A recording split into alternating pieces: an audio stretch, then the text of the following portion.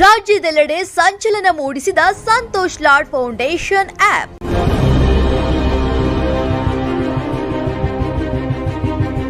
ತಂತ್ರಜ್ಞಾನದ ಸದುಪಯೋಗದೊಂದಿಗೆ ಶಿಕ್ಷಣ ಕ್ಷೇತ್ರದಲ್ಲಿ ಹೊಸ ಕ್ರಾಂತಿ.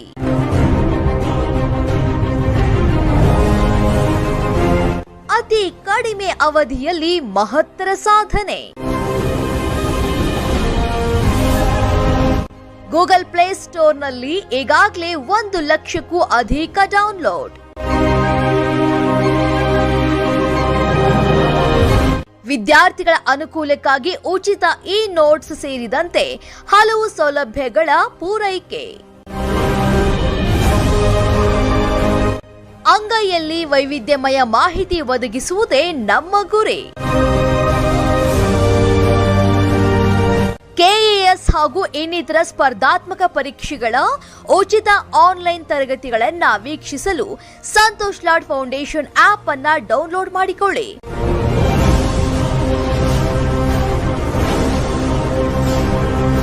ವಿದ್ಯಾರ್ಥಿಗಳ ಬಾಳಿನ ಆಶಾ ಕಿರಣ ಸಂತೋಷ್ ಲಾಡ್ ಫೌಂಡೇಶನ್.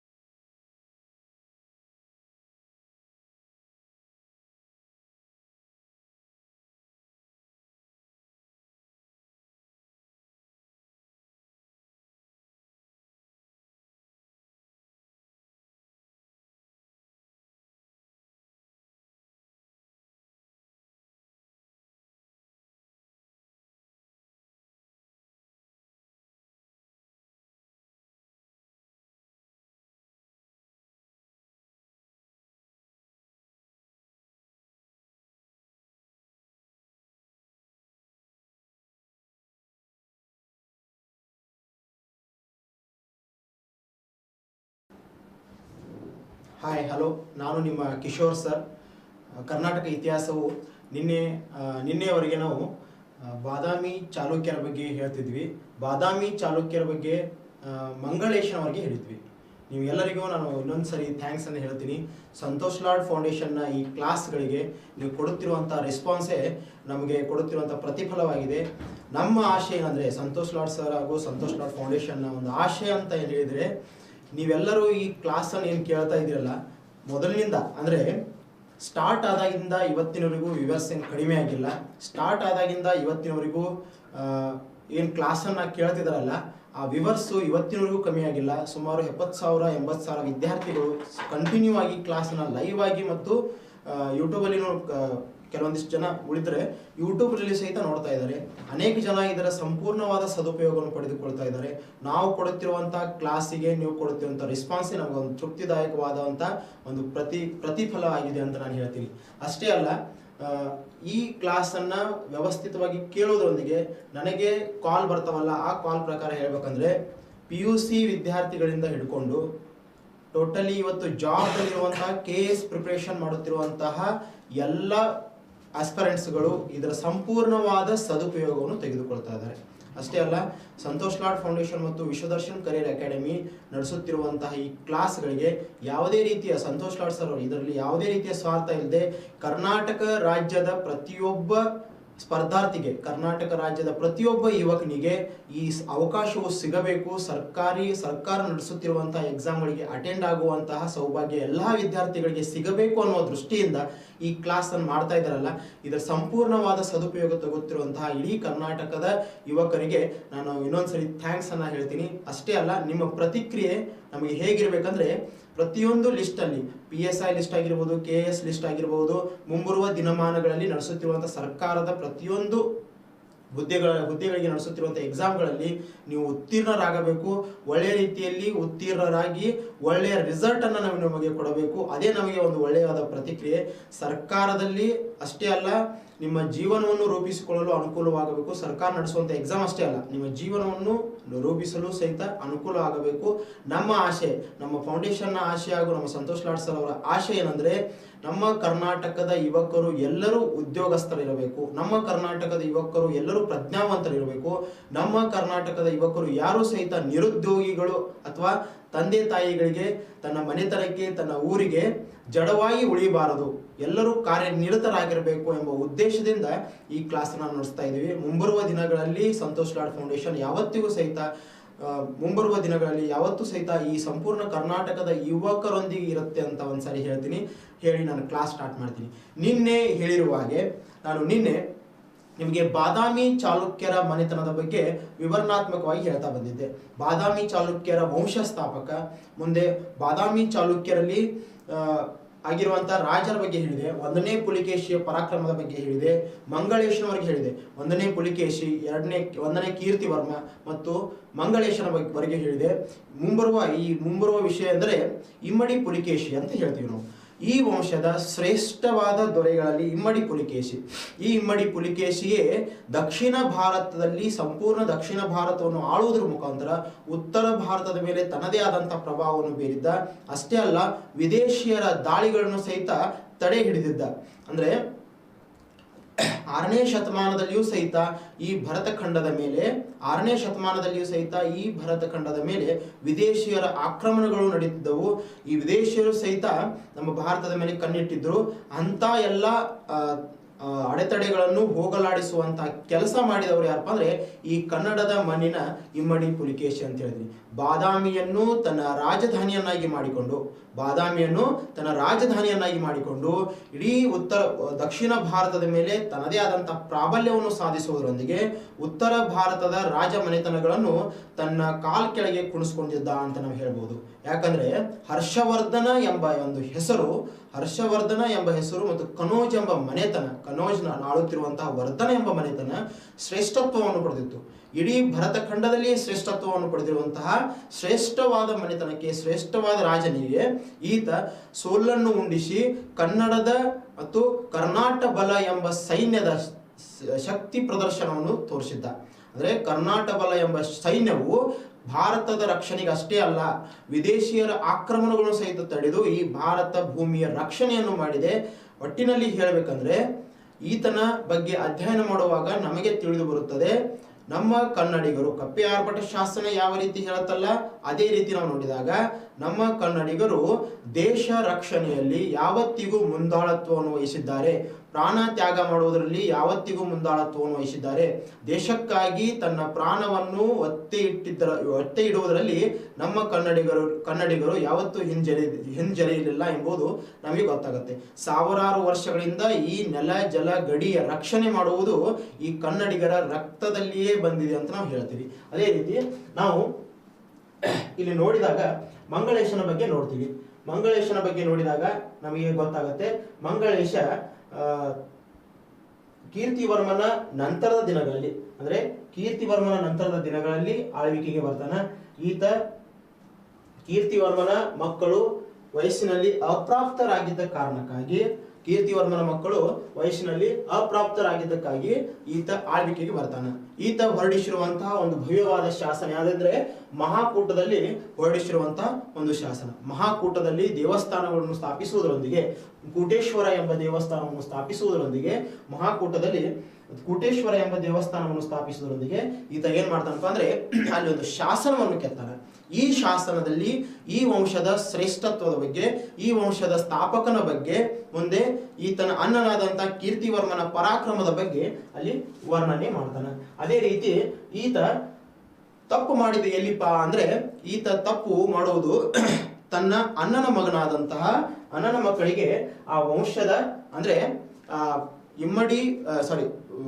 ಚಾಲುಕ್ಯರ ವಂಶದ ವಾರಸುದಾರ ಅಥವಾ ಈ ಚಾಲುಕ್ಯರ ವಂಶದ ದೊರೆಯ ಸ್ಥಾನಮಾನವನ್ನು ಕೊಡುವುದರಲ್ಲಿ ಹಿಂಜರಿದಾಗ ಈತನ ಮಧ್ಯೆ ಮತ್ತು ಇಮ್ಮಡಿ ಪುಲಿಕೇಶಿಯ ಮಧ್ಯೆ ಯುದ್ಧ ಆಗತ್ತ. ಆ ಯುದ್ಧದಲ್ಲಿ ಇಮ್ಮಡಿ ಪುಲಿಕೇಶಿ ಗೆಲುವನ್ನು ಸಾಧಿಸ್ತಾನ ಮತ್ತು ಈತ ಸೋಲನ್ನು ಸಾಧಿಸುವುದರೊಂದಿಗೆ ಸಾವನ್ನಪ್ತಾನೆ. ಅವಾಗ ಇಮ್ಮಡಿ ಪುಲಿಕೇಶಿಯ ಆಳ್ವಿಕೆ ಬರ್ತದೆ. ಹಾಗಾದ್ರೆ ಬಾದಾಮಿ ಚಾಲುಕ್ಯರ ಶ್ರೇಷ್ಠ ದೊರೆ ಎಂದು ನಾವು ಯಾರನ್ನು ಹೇಳ್ತೀವಪ್ಪ ಅಂದ್ರೆ ಇಮ್ಮಡಿ ಪುಲಿಕೇಶಿಯನ್ನು ಹೇಳ್ತೀವಿ. ಇಮ್ಮಡಿ ಪುಲಿಕೇಶಿಯ ಕಾಲಾವಧಿ 610 ರಿಂದ 642 ಆಳ್ವಿಕೆ ಮಾಡ್ತಾನೆ. ಬಾದಾಮಿಯನ್ನೇ ತನ್ನ ರಾಜಧಾನಿಯನ್ನಾಗಿ ಮಾಡಿಕೊಂಡು ಆಳ್ವಿಕೆಯನ್ನು ಮಾಡ್ತಾನೆ. ಇಮ್ಮಡಿ ಪುಲಿಕೇಶಿಯ ಒಂದು ಚಿತ್ರ ಇಲ್ಲಿ ಕೊಟ್ಟಿದ್ದೀವಿ.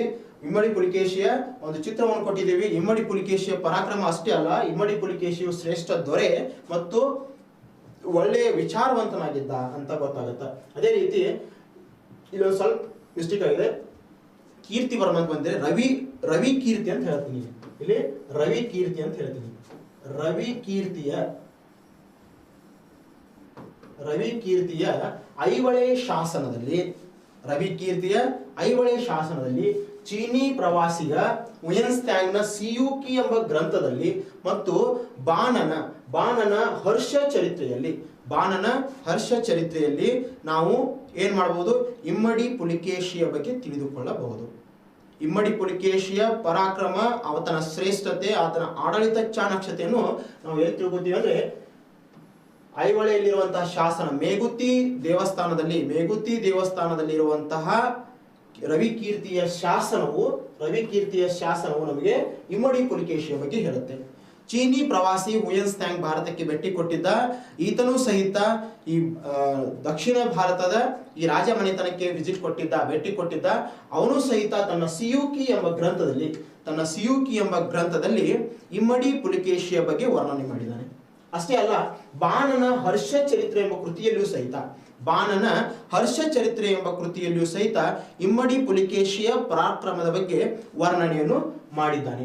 ಅದೇ ರೀತಿ ಈತನಿಗೆ ಇರುವಂತಹ ಬಿರುದುಗಳು ಅಂತ ಹೇಳ್ತೀವಿ. ಈತನಿಗೆ ಪೃಥ್ವಿ ವಲ್ಲಭ ಎಂಬ ಬಿರುದಿತ್ತು. ಓಕೆ, ದಕ್ಷಿಣ ಪತೇಶ್ವರ ಅಂತ ಬಿರುದಿತ್ತು. ದಕ್ಷಿಣ ಪತಪತಿ ಮತ್ತು ದಕ್ಷಿಣ ಪತೇಶ್ವರ ಅಂತ ಬಿರುದು ಕೊಟ್ಟಿದ್ರು. ದಕ್ಷಿಣ ಪತೇಶ್ವರ ಎಂಬ ಬಿರುದು ಅಂದ್ರೆ ನರ್ಮದಾ ಕಾಳಗವನ್ನು ನಾವು ನೋಡಿದಾಗ ಆ ನರ್ಮದಾ ಕಾಳಗದಲ್ಲಿನೇ ಈತನಿಗೆ ದಕ್ಷಿಣ ಪತೇಶ್ವರ ಎಂಬ ಬಿರುದು ಸಿಗುತ್ತೆ. ಈತ ಹರ್ಷವರ್ಧನಿಗೆ ಉತ್ತರ ಪತೇಶ್ವರ ಅಂತ ಬಿರುದು ಕೊಟ್ಟಾಗ ಹರ್ಷವರ್ಧನ ಇವರಿಗೆ ದಕ್ಷಿಣ ಪತೇಶ್ವರ ಎಂಬ ಬಿರುದು ಕೊಡ್ತಾರೆ. ಈತನ ಸೈನ್ಯದ ಹೆಸರು ಇವತ್ತಿನ ಕರ್ನಾಟಕದ ಹೆಸರನ್ನೇ ಹೋಲಿಸ್ತಿತ್ತು. ಅಂದ್ರೆ ಕರ್ನಾಟ ಬಲ ಎಂಬ ಸೈನ್ಯವನ್ನು ಹೊಂದಿರುವ ರಾಜಮನೆತನ ಯಾವುದು, ಅಥವಾ ಕರ್ನಾಟ ಬಲ ಎಂಬ ಸೈನ್ಯವನ್ನು ಹೊಂದಿರುವ ಕರ್ನಾಟಕದ ಶ್ರೇಷ್ಠ ದೊರೆ ಯಾರು ಅಂದ ತಕ್ಷಣ ನಾವೇನ್ ಹೇಳ್ತೀವಿ, ಇಮ್ಮಡಿ ಪುಲಿಕೇಶಿ ಅಂತ ಹೇಳ್ತೀವಿ ಮತ್ತು ಬಾದಾಮಿ ಚಾಲುಕ್ಯರು ಅಂತ ಹೇಳ್ತೀವಿ. ಇದೇ ಕರ್ನಾಟ ಬಲ ಎಂಬ ಸೈನ್ಯವೇ ಭಾರತ ಖಂಡದ ರಕ್ಷಣೆಯಲ್ಲಿ ಯಾವತ್ತೂ ಸಹಿತ ಮುಂದಾಳತ್ವವನ್ನು ವಹಿಸಿದೆ ಅಂತ ನಮಗೆ ಗೊತ್ತಾಗುತ್ತಾ. ಮುಂಬರುವ ವಿಷಯಗಳಲ್ಲಿ ನಾನು ಅದರ ಬಗ್ಗೆ ವಿವರಣಾತ್ಮಕವಾಗಿ ಹೇಳ್ತೀನಿ. ಈತನ ದಿಗ್ವಿಜಯಗಳು, ಇಮ್ಮಡಿ ಪುಲಿಕೇಶಿ ಕೀರ್ತಿವರ್ಮನ ಮಗ ಅಪ್ರಾಪ್ತ ವಯಸ್ಸಿನಲ್ಲಿ ಇದ್ದ ಕಾರಣಕ್ಕಾಗಿ ಈತನ ಸಿಂಹಾಸನವನ್ನು ಮಂಗಳೇಶ ನೋಡ್ಕೋತಿದ್ದ. ಈ ಮಂಗಳೇಶನಿಗೆ ತನ್ನ ರಾಜನಾಗಬೇಕು, ತನ್ನ ಮಗನೇ ಈ ವಂಶಕ್ಕೆ ದೊರೆ ಆಗಬೇಕು ಎಂಬ ದುರಾಶೆ ಬಂದಾಗ ಅಲ್ಲಿರುವಂತಹ ಮಂತ್ರಿಮಂಡಳ, ಅಲ್ಲಿರುವಂತಹ ಸಾಮಂತರು ಒಪ್ಕೋದಿಲ್ಲ. ಯಾಕಂದ್ರೆ ಕೀರ್ತಿವರ್ಮನ ಸಿಂಹಾಸನದ ಮೇಲೆ ಕೀರ್ತಿವರ್ಮನ ಮಗನೇ ಕುಂಡ್ಬೇಕು ಅನ್ನುವ ಆಸೆ ಇರುತ್ತೆ. ಮತ್ತು ಈತನ ಪರಾಕ್ರಮ, ಈತನ ಚಿಕ್ಕಂದಿನಿಂದಲೂ ಈತನಲ್ಲಿರುವಂತಹ ಆ ಆಕ್ಟಿವ್ನೆಸ್ ಅನ್ನು ನೋಡಿ ಈತನೇ ಈ ವಂಶದ ರಾಜನಾಗಬೇಕು ಎಂಬ ಎಲ್ಲರಿಗೆ ಆಸೆ ಇರ್ತದೆ. ಅದರಂತೆ ಏನ್ ಮಾಡ್ತಾರೆ ಅಂದ್ರೆ ಈತನಿಗೆ ಈ ಸಿಂಹಾಸನದ ರೂವಾರಿಯನ್ನಾಗಿ ಮಾಡ್ತಾರೆ. ಈತನ ಕಾಲದಲ್ಲಿಯೇ ಈ ವಂಶ ಶ್ರೇಷ್ಠತ್ವವನ್ನು ಪಡೆಯುತ್ತದೆ. ಇಮ್ಮಡಿ ಪುಲಿಕೇಶಿಯ ಕಾಲದಲ್ಲಿ ಈ ವಂಶ ಶ್ರೇಷ್ಠತ್ವವನ್ನು ಪಡೆಯುತ್ತದೆ. ಅಷ್ಟೇ ಅಲ್ಲ, ಕರ್ನಾಟಕ ಅಷ್ಟೇ ಅಲ್ಲ, ದಕ್ಷಿಣ ಭಾರತ ತುಂಬೆಲ್ಲ ತಮ್ಮ ಆಳ್ವಿಕೆಯನ್ನು ಪ್ರಾರಂಭಿಸ್ತಾನೆ. ಈತ ಕೈಗೊಂಡಿರುವಂತಹ ಒಂದು ಯುದ್ಧಗಳನ್ನು ಅಂತ ನೋಡಿದಾಗ, ಅಥವಾ ಈತನ ಕಾಲದಲ್ಲಿ ಕೈಗೊಂಡಿರುವಂತಹ ದಂಡಯಾತ್ರೆಗಳು ಅಂತ ನೋಡಿದಾಗ, ಮೊದಲನೆಯ ಯುದ್ಧವು ವ್ಯವಸ್ಥಿತವಾಗಿ ಈತ ಕ್ಲಿಯರ್ ಮಾಡ್ತಾನೆ. ಅಂದ್ರೆ ಈತನ ನಡುವೆ ಯುದ್ಧ ಆಗುತ್ತೆ. ಮಂಗಳೇಶ ಈತನ ಚಿಕ್ಕಪ್ಪ. ಈ ಚಿಕ್ಕಪ್ಪನ ನಡುವೆ ಮಂಗಳೇಶ ರಿಲೇಷನ್ದಲ್ಲಿ ಈತನಿಗೆ ಚಿಕ್ಕಪ್ಪ ಆಗತಾನೆ. ಮಂಗಳೇಶ ಈತನಿಗೆ ಚಿಕ್ಕಪ್ಪನಾಗಿರ್ತಾನ. ಯಾದವಿ ಕಲಹ ಅಂತ ನಾವು ಕರಿತೀವಿ. ರಾಜವಂಶಸ್ಥರು ತಮ್ಮಲ್ಲಿಯೇ ಯುದ್ಧಗಳನ್ನು ನಡೆಸಿದಾಗ ಅದನ್ನು ನಾವು ಯಾದವಿ ಕಲಹ ಅಂತ ಸ್ಟಡಿ ಮಾಡ್ತೀವಿ. ಇವರ ನಡುವೆ ಇಮ್ಮಡಿ ಪುಲಿಕೇಶಿ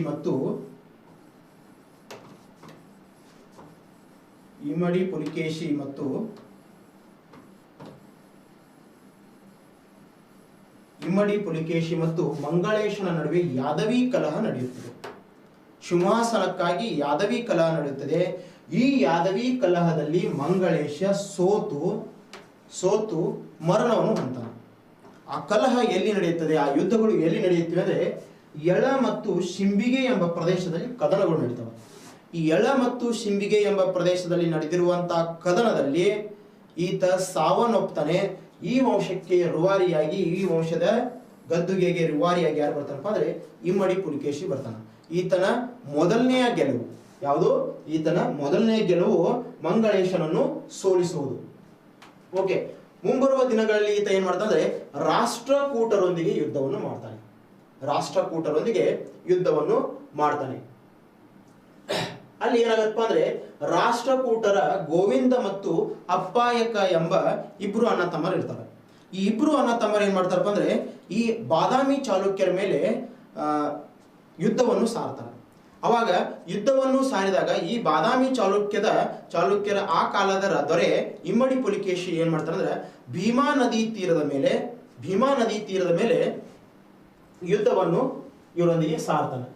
ಈ ಭೀಮಾ ನದಿ ತೀರದ ಮೇಲೆ ನಡೆದಿರುವಂತಹ ಯುದ್ಧದಲ್ಲಿ ರಾಷ್ಟ್ರಕೂಟರು ಹೀನಾಯವಾದ ಸೋಲನ್ನು ಒಪ್ತಾರೆ. ಈ ಸೋಲಿನಲ್ಲಿ ಗೋವಿಂದ ಅಲ್ಲಿಂದ ಪಲಾಯನ ಆಗ್ತಾನ. ಮತ್ತ ಅಪ್ಪಾಯಕ ಅಂತ ಇದಾನಲ್ಲ, ಈತ ಇಮ್ಮಡಿ ಪುಲಿಕೇಶಿಗೆ ಶರಣಾಗ್ತಾನ ಮತ್ತು ಗೋವಿಂದ ಅಲ್ಲಿಂದ ಪಲಾಯನ ಆಗ್ತಾನ. ಹೀಗಾಗಿ ರಾಷ್ಟ್ರಕೂಟರನ್ನು ಸಂಪೂರ್ಣವಾಗಿ ಸೋಲಿಸಿ ಈತ ಅವರನ್ನು ತನ್ನ ಮಾಂಡಲಿಕನನ್ನಾಗಿ ಮಾಡಿಕೊಳ್ತಾನೆ. ಅದೇ ರೀತಿ ಮುಂಬರುವ ದಿನಗಳಲ್ಲಿ ಏನ್ ಮಾಡ್ತಾನೆ? ದಕ್ಷಿಣ ಭಾರತದ ರಾಜಮನೆತನಗಳ ಮೇಲೆ ಯುದ್ಧವನ್ನು ಸಾರ್ತಾನೆ. ಈತ ಪರಾಕ್ರಮಿಯಾಗಿರ್ತಾನ. ಈತನಿಗೆ ಯಶಸ್ಸು ಸಂಪೂರ್ಣವಾಗಿ ಕೈಗೆ ಸೇರ್ತಿರ್ತದ. ರಾಷ್ಟ್ರಕೂಟರನ್ನು ಸೋಲಿಸಿರ್ತಾನ. ರಾಷ್ಟ್ರಕೂಟ ಮನೆತನ ಒಂದು ಚಿಕ್ಕ ಮನೆತನ ಇರಂಗಿಲ್ಲ, ಅದು ಒಂದು ಬಲಾಢ್ಯವಾದ ಮನೆತನ ಆಗಿರ್ತದೆ. ಅದನ್ನು ಸೋಲಿಸ್ತಾನ. ಅವರನ್ನು ಸಹಿತ ಸಾಮಂತರನ್ನಾಗಿ ಮಾಡ್ಕೋತಾನ. ಮುಂಬರುವ ದಿನಗಳಲ್ಲಿ ಈ ದಕ್ಷಿಣ ಭಾರತದ ರಾಜಮನೆತನಗಳ ಮೇಲೆ ಯುದ್ಧವನ್ನು ಸಾರ್ತಾನ, ದಂಡಯಾತ್ರೆ ಕೈಗೊಳ್ತಾನ. ಅವಾಗ ಕದಂಬರನ್ನು ಸೋಲಿಸ್ತಾನ, ಅವರನ್ನು ಸಾಮಂತರನ್ನಾಗಿ ಮಾಡಿಕೊಂಡು ಕಪ್ಪು ಕಾಣಿಕೆಯನ್ನು ಪಡೆದುಕೊಳ್ತಾನೆ. ನಂತರ ಕೊಂಕಣದ ಮೌರ್ಯರನ್ನು ಸೋಲಿಸ್ತಾನ, ಅವರನ್ನು ಸಹಿತ ಸೋಲಿಸಿ ಅವರಿಂದ ಕಪ್ಪು ಕಾಣಿಕೆಯನ್ನು ಪಡೆಯುವುದರ ಮುಖಾಂತರ ಅವರನ್ನು ಸಹಿತ ಸಾಮಂತರನ್ನಾಗಿ ಮಾಡಿಕೊಳ್ತಾನೆ. ದಕ್ಷಿಣ ಕನ್ನಡದ ಅಲುಪರು ಅಂತ ಹೇಳ್ತೀವಿ, ಇವರನ್ನು ಸಹಿತ ಸೋಲಿಸ್ತಾನ, ಅವರನ್ನು ಸಹಿತ ತನ್ನ ಸಾಮಂತರನ್ನಾಗಿ ಮಾಡಿಕೊಳ್ತಾನೆ. ಅಷ್ಟೇ ಅಲ್ಲ, ಮುಂದೆ ತಲಕಾಡಿನ ಗಂಗರು ಅಂತ ಹೇಳ್ತೀವಿ. ಈ ತಲಕಾಡಿನ ಗಂಗರನ್ನು ಹೀನಾಯವಾಗಿ ಸೋಲಿಸುವುದರೊಂದಿಗೆ ತನ್ನ ಸಾಮಂತರನ್ನಾಗಿ ಮಾಡಿಕೊಳ್ತಾನೆ. ಯಾಕಂದ್ರೆ ತಲಕಾಡಿನ ಗಂಗರ ಇತಿಹಾಸವನ್ನು ತಿಳಿದುಕೊಳ್ಳುವಾಗ ಇವರು ರಾಷ್ಟ್ರಕೂಟರ ಸಾಮಂತರಾಗಿ, ಇವರು ಬಾದಾಮಿ ಚಾಲುಕ್ಯರ ಸಾಮಂತರಾಗಿ ಕೆಲಸ ಮಾಡಿದ್ದಾರೆ ಅಂತ ನಾವು ಹೇಳ್ತೀವಿ. ಅದೇ ರೀತಿ ಇಮ್ಮಡಿ ಪುಲಿಕೇಶಿಯ ಕಾಲದಲ್ಲಿ ರಾಷ್ಟ್ರಕೂಟರು ಸಹಿತ ಇಮ್ಮಡಿ ಪುಲಿಕೇಶಿಯ ಸಾಮಂತರಾಗಿದ್ರು. ಹೀಗಾಗಿ ತಲಕಾಡಿನ ಗಂಗರು ಸಹಿತ ಈತನ ಸಾಮಂತಿಕೆಯನ್ನು ಒಪ್ಕೋತಾರ. ಇವರನ್ನು ಸೋಲಿಸಿ ಸಂಪೂರ್ಣವಾಗಿ ಈ ಸಾಮ್ರಾಜ್ಯಗಳನ್ನು ತನ್ನ ವಶಕ್ಕೆ ಇಟ್ಕೋತಾನ. ಒಟ್ಟಿನಲ್ಲಿ ಹೇಳ್ಬೇಕಾಯ್ತಂದ್ರೆ ಇಮ್ಮಡಿ ಪುಲಿಕೇಶಿಯ ಸಾಮ್ರಾಜ್ಯ ಇಲ್ಲಿ ನೋಡ್ರಿ, ಕರ್ನಾಟಕದ ಈ ಭೂಭಾಗದಲ್ಲಿ ಅಂದ್ರೆ ಬಾದಾಮಿ ಎಂಬ ಭೂಭಾಗವನ್ನು ಡಾಟ್ ಕೊಟ್ಟಿದ್ದಾರೆ. ಈ ಬಾದಾಮಿ ಭೂಭಾಗದಿಂದ ಇಮ್ಮಡಿ ಪುಲಿಕೇಶಿಯ ಸಾಮ್ರಾಜ್ಯ ಸಂಗಮ ರಾಜ್ಯಗಳ ಗಡಿಯವರೆಗೆ ಹಬ್ಬಿತ್ತು. ಬಾದಾಮಿಯ ಸಾಮ್ರಾಜ್ಯ, ಬಾದಾಮಿ ಅಂದ್ರೆ ಇಮ್ಮಡಿ ಪುಲಿಕೇಶಿಯ ಸಾಮ್ರಾಜ್ಯ ಪೂರ್ವದ ಸಮುದ್ರದ ಗಡಿಯವರೆಗೆ ಹಬ್ಬಿತ್ತು. ಬಾದಾಮಿ ಅಂದ್ರೆ ಇಮ್ಮಡಿ ಪುಲಿಕೇಶಿಯ ಸಾಮ್ರಾಜ್ಯ ಬಾದಾಮಿಯಿಂದ ಈ ಸಂಪೂರ್ಣ ಭೂಭಾಗಗಳನ್ನು ಕ್ಯಾಪ್ಚರ್ ಮಾಡ್ಕೊಂಡಿತ್ತು. ಅಂದ್ರೆ ಪೂರ್ವದ ಬಂಗಾಳ ಕೊಲ್ಲಿಯಿಂದ ಹಿಡಿದು ಪಶ್ಚಿಮದ ಅರಬ್ಬಿ ಸಮುದ್ರದವರೆಗೆ ಈತನ ಸಾಮ್ರಾಜ್ಯ ಹರಡಿತ್ತು ಅನ್ನೋದು ನಕಾಶೆಯಲ್ಲಿ ಗೊತ್ತಾಗುತ್ತೆ. ಅದೇ ರೀತಿ ಸಂಗಮ ರಾಜ್ಯದವರೆಗೆ ತನ್ನ ಸಾಮ್ರಾಜ್ಯವನ್ನು ವಿಸ್ತರಿಸಿಕೊಂಡಿದ್ದ. ಇದೇ ರೀತಿ ಏನ್ ಮಾಡಿದ್ಪ ಅಂದ್ರೆ ನರ್ಮದಾ ನದಿಯವರೆಗೆ ಮತ್ತು ವಿಂಧ್ಯ ಪರ್ವತಗಳವರೆಗೆ ತನ್ನ ಸಾಮ್ರಾಜ್ಯವನ್ನು ವಿಸ್ತರಿಸಿದ್ದ ಅಂತ ಗೊತ್ತಾಗುತ್ತೆ. ಅಂದ್ರೆ ನರ್ಮದಾ ಕಾಳಗದಲ್ಲಿ ಗೆದ್ದು ಈ ಭೂಭಾಗದಲ್ಲಿ ಸಾಮ್ರಾಜ್ಯವನ್ನು ವಿಸ್ತರಿಸುವುದರೊಂದಿಗೆ ನರ್ಮದಾ ನದಿಯ ದಕ್ಷಿಣದ ಭಾಗದಲ್ಲಿ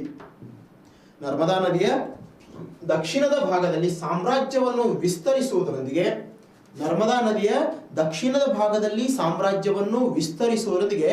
ದಕ್ಷಿಣ ಪತೇಶ್ವರ ಎಂಬ ಬಿರುದು ಪಡೆದಿದ್ದ. ಮತ್ತು ಈ ಉತ್ತರ ಭಾಗವನ್ನು ಕನೋಜಿನ ಹರ್ಷವರ್ಧನಿಗೆ ಬಿಟ್ಟುಕೊಟ್ಟಿದ್ದ. ಒಟ್ಟಿನಲ್ಲಿ ಇಲ್ಲಿ ಈತನ ಕಾಲದ ಅತ್ಯಂತ ಮುಖ್ಯವಾದ ಘಟನೆಗಳಲ್ಲಿ ಒಂದು ಮುಖ್ಯವಾದ ಘಟನೆ ಯಾವಪ್ಪ ಅಂದ್ರೆ ಹರ್ಷನೊಂದಿಗೆ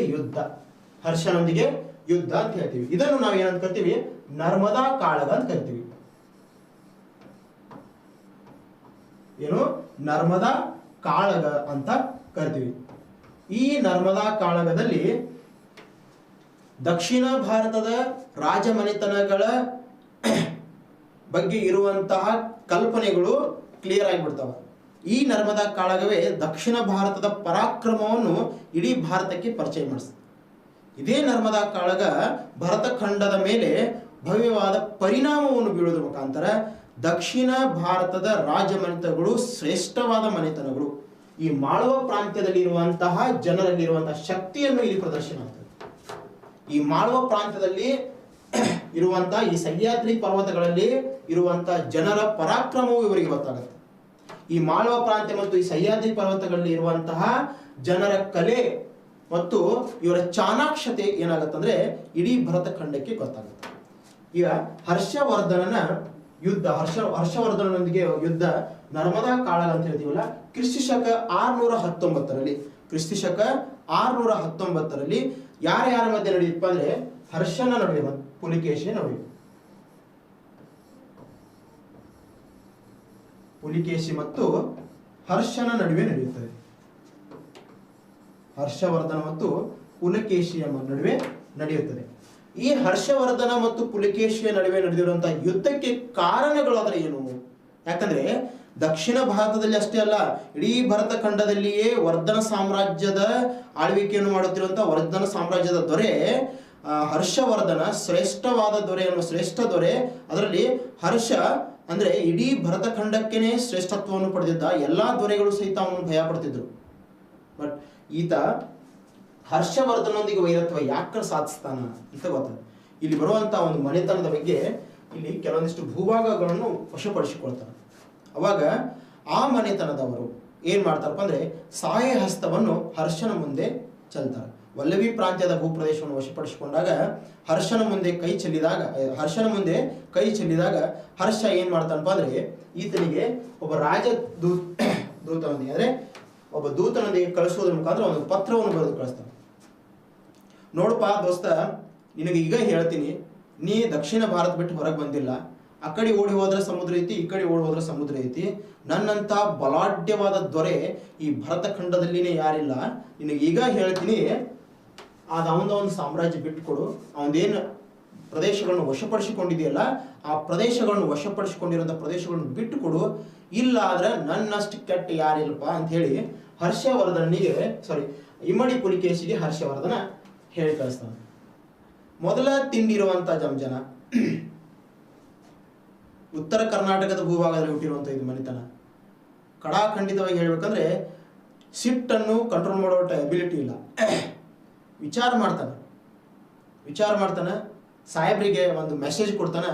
ಸಾಹೇಬ್ರೆ, ನಾನು ನಿಮ್ ಇಂಥ ಎಲ್ಲ ಭಯಗಳಿಗಿಂತ ಎಲ್ಲ ಅಂಜಿಕೆಗಳಿಗೆ ನಾನು ಅಂಜು ಮಗ ಅಲ್ಲ. ನೀವು ಏನು ಮಾಡ್ತೀರಿ ಮಾಡ್ರಿ. ಒಂದು ಹೇಳ್ತೀನಿ ದೋಸ್ತ, ನನ್ನ ಕಡೆಯಿಂದ ನಿನಗೊಂದು ಸಜೆಷನ್ ಕೊಡ್ತೀನಿ.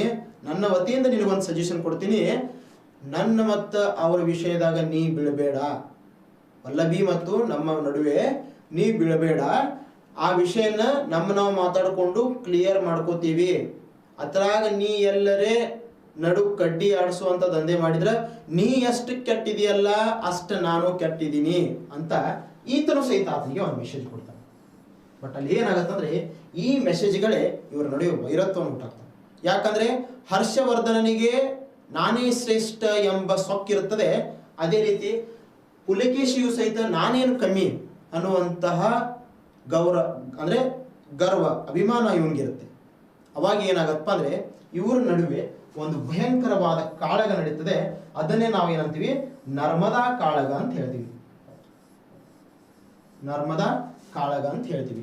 ಅಂದ್ರೆ ಇದಕ್ಕೆ ಹೆಸರು ನರ್ಮದಾ ಕಾಳಗ ಅಂತೂ ಬರಲು ಕಾರಣ ಏನಪ್ಪಾ ಅಂದ್ರೆ ನರ್ಮದಾ ನದಿಯ ದಂಡೆಯ ಮೇಲೆ, ನರ್ಮದಾ ನದಿಯ ತಟದ ಮೇಲೆ ಇಲ್ಲಿ ಬರುವಂತಹ ಗುಡ್ಡಗಾಡ ಪ್ರದೇಶದಲ್ಲಿ, ಇಲ್ಲಿರುವಂತಹ ಗುಡ್ಡಗಾಡ ಪ್ರದೇಶದಲ್ಲಿ ಭೀಕರವಾದ ಗುಡ್ಡಗಾಡ ಪ್ರದೇಶ, ಇವೆಲ್ಲ ಭಯಂಕರವಾದ ಗುಡ್ಡಗಾಡ ಪ್ರದೇಶ. ಆ ಪ್ರದೇಶದಲ್ಲಿ ಯುದ್ಧವನ್ನು ಸಾರ್ತಾರೆ. ಈ ಯುದ್ಧದಲ್ಲಿ ಗೆಲುವು ಸಾಧಿಸುವುದಂದ್ರೆ ಅದು ಆಕ್ಚುಲಿ ದಕ್ಷಿಣ ಭಾರತೀಯರಿಗೆ ಆ ಪ್ರದೇಶದ ಗ್ರಿಪ್ ಇರಲಿಲ್ಲ. ಅದೇ ಸ್ಪಾಟ್ ಅನ್ನು ಯಾಕೆ ಫಿಕ್ಸ್ ಮಾಡ್ತಾರಪ್ಪ ಅನ್ನೋದು ಇಂಪಾರ್ಟೆಂಟ್ ಇದೆ. ಆ ಸ್ಪಾಟ್ ಅನ್ನು ಫಿಕ್ಸ್ ಮಾಡಿದವರು ಯಾರಪ್ಪ ಅಂದ್ರೆ ಹರ್ಷವರ್ಧನ. ಯಾಕಂದ್ರೆ ಇದರಲ್ಲಿ ಹರ್ಷವರ್ಧನ ಹೇಳಿರುವಂತಹ ಮಾತು ಇಮ್ಮಡಿ ಪುಲಿಕೇಶಿ ಕೇಳಲ್ಲ. ಎಲ್ಲಾ ರಾಜರು ಇಮ್ಮಡಿ ಪುಲಿಕೇಶಿಗೆ ರಿಕ್ವೆಸ್ಟ್ ಮಾಡ್ಕೋತಾರೆ, ಬ್ಯಾಡ್ಲೆ ಬಿಡು, ಯಾಕೆ ಬೇಕಲೇ ನಿನಗೆ, ಅವನದು ಮಾಡ್ಕೊಂಡು ಹೋಗತ್ತಾನ, ಅವ್ನ ಮಾತು ಕೇಳು, ಅವ್ನು ದೊಡ್ಡ ರಾಜ ಇದ್ದಾನ, ಅವ್ನು ದೊಡ್ಡ ಸೈನ್ಯ ಐತಿ, ನಿಂದೇನಪ್ಪ ಇಷ್ಟು ಸೈನ್ಯ ಐತಿ, ತಿಂದು ಆರಾಮಿರ್ಲಿ ಅಂತ ಹೇಳ್ತಾರೆ. ಇವಂತಾನೆ ಹಮ್ ಕಿಸಿ ಸಿ ಕಮ್ ನೈ ಅಂತಾನೆ. ಯಾಕಂದ್ರೆ ಇವೇನು ಹೇಳ್ತಾನೆ, ಅವನು ಒಬ್ಬ ಸೈನಿಕ, ಅವನ ಲಕ್ಷ್ಯ ಒಂದು ಲಕ್ಷ ಸೈನಿಕ ನಾನು ಒಬ್ಬ ಸೈನಿಕನಿಗೆ ಸಮ ಅಂತ ಹೇಳ್ತಾನೆ. ಹಿಂಗಾಗಿ ಈತನಿಗೂ ಸಹಿತ ನಾನು ಗೆಲ್ತೀನಿ ಎಂಬ ಛಲ ಇರ್ತದೆ, ಇವನಲ್ಲಿ ಒಂದು ಸೆಲ್ಫ್ ಕಾನ್ಫಿಡೆನ್ಸ್ ಇರ್ತದೆ. ಅವಾಗ ಈತ ಏನ್ ಮಾಡ್ತಾನಂದ್ರೆ ಯುದ್ಧಕ್ಕೆ ರೆಡಿ ಆಗ್ತಾರೆ. ಅವಾಗ ಈ ಸ್ಪಾಟ್ ಅನ್ನು ಫಿಕ್ಸ್ ಮಾಡಿದವರು ಹರ್ಷವರ್ಧನ.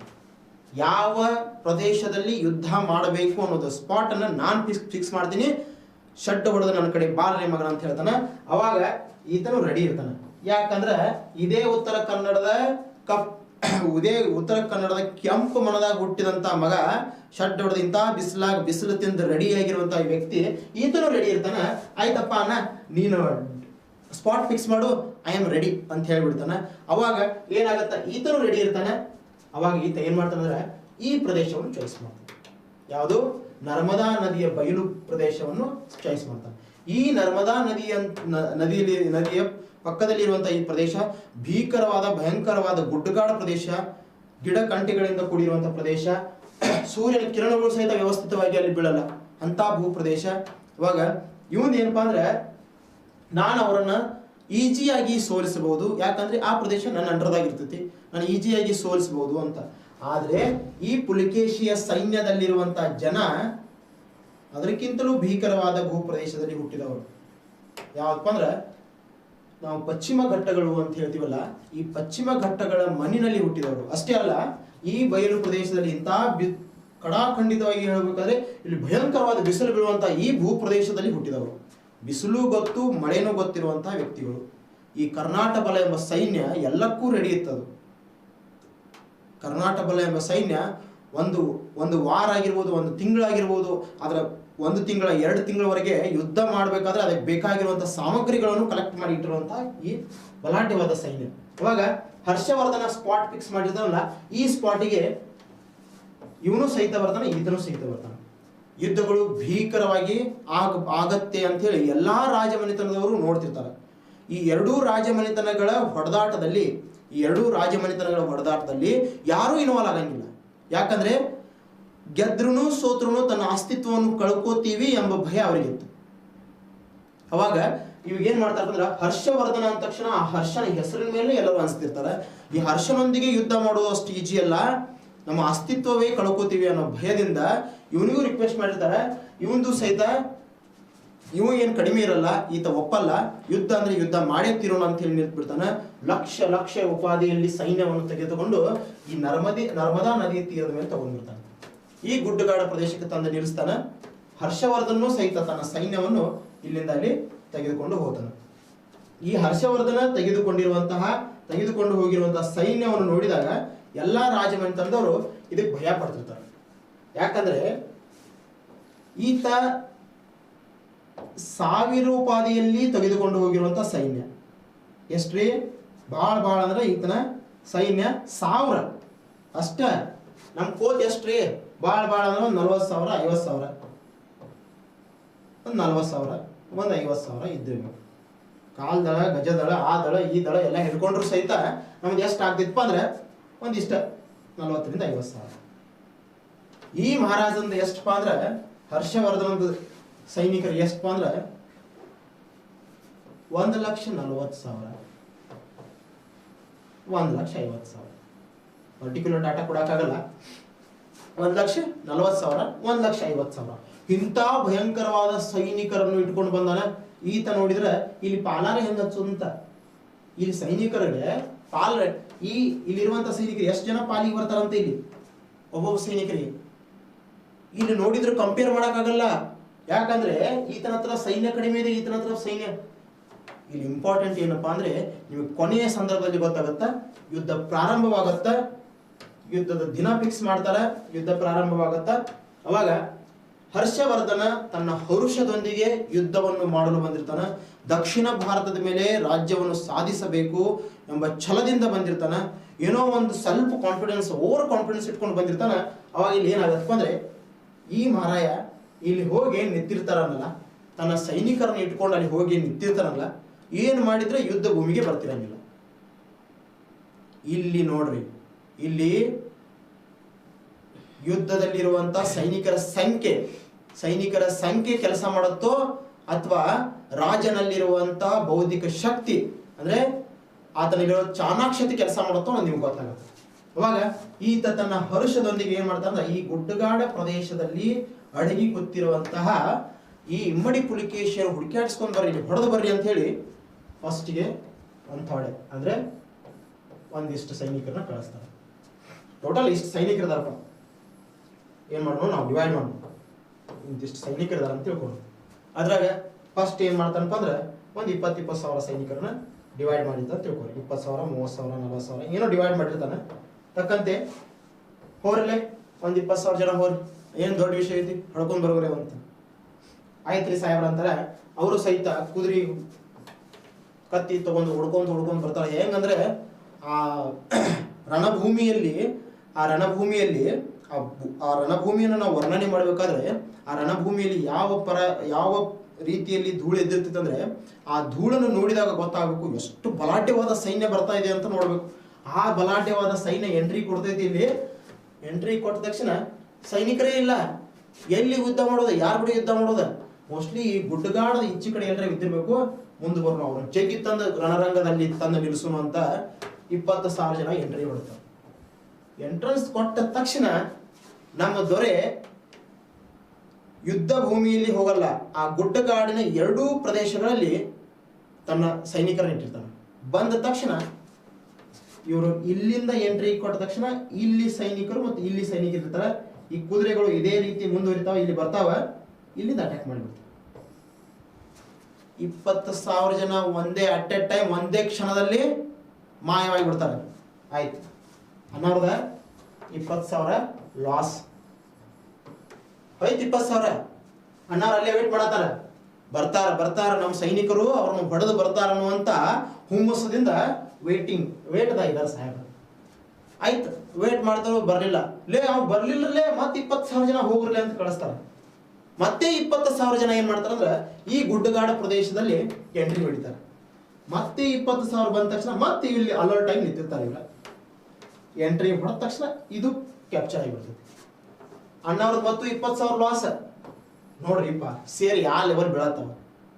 ಶೇರ್ ಮಾರ್ಕೆಟ್ ನೋಡಿದಾಗ ಇನ್ವೆಸ್ಟ್ಮೆಂಟ್ ಮಾಡಬೇಕು. ಹುರುಪ್ ಏನಂದ್ರೆ ನಾನೇ ದೊಡ್ಡ ಇನ್ವೆಸ್ಟರ್ ಅಂತ ತಿಳ್ಕೊಂಡಿದ್ದವ.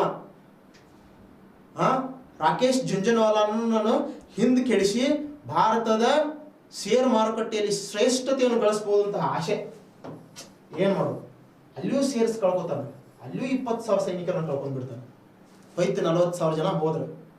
ಇದೇ ರೀತಿ ಏನ್ ಮಾಡ್ತಾನಪ್ಪ ಅಂದ್ರೆ ಇದೇ 20,000 ಜನ ಹೋದ, ಅದೇ ಹುರುಬ್ಲೆ 40,000 ಜನ ಹೋಗ್ಯಾರಲ್ಲ. ಅವ ಸೈನ್ಯ ಇದ್ದಿರ್ಬೋದು, ಭಾಳ ಅಂದ್ರೆ 20,000 30,000 ಇದ್ದಿರ್ಬೋದು, ಅಥವಾ ಭಾಳ ಅಂದ್ರೆ 10,000 ಸೈನ್ಯ ಇದ್ದಿರ್ಬೋದು. ಸೋಲನ್ನು ಒಪ್ಕೊಳ್ಳೋಕೆ ಆಗ್ತಾ ಇಲ್ಲ, ನನ್ನ ಮುಂದೆ ಬರುವಂತ ಅಬಿಲಿಟಿ ಅವನಲ್ಲಿ ಇಲ್ಲ. ಹೊಚ್ಚು ಕೂತಾನ, ತಗೊಂಡ್ಬರ್ತಾರ ಬಾ ಅಂತ ಹೇಳಿ ಈ ಟೋಟಲ್ 40,000 ಹೋಗ್ಬಿಡ್ತೈತಿ. ಇದೇ ಕ್ಷಣದಲ್ಲಿ ಏನಾದಪ್ಪ ಅಂದ್ರೆ ಈತ ವೇಟಿಂಗ್ ಇರ್ತಾನ, ಬರಲ್ಲ. ಬಟ್ ಮತ್ತೆ ಇವ್ರು ಅಲರ್ಟ್ ಆಗಿ ನಿಂತಿರ್ತಾರೆ. ಈ ಗುಡ್ಡಗಾಡ ಪ್ರದೇಶ ಜಸ್ಟ್ ಒಂದು ಚಿತ್ರ ತೆಗಿತೀನಿ.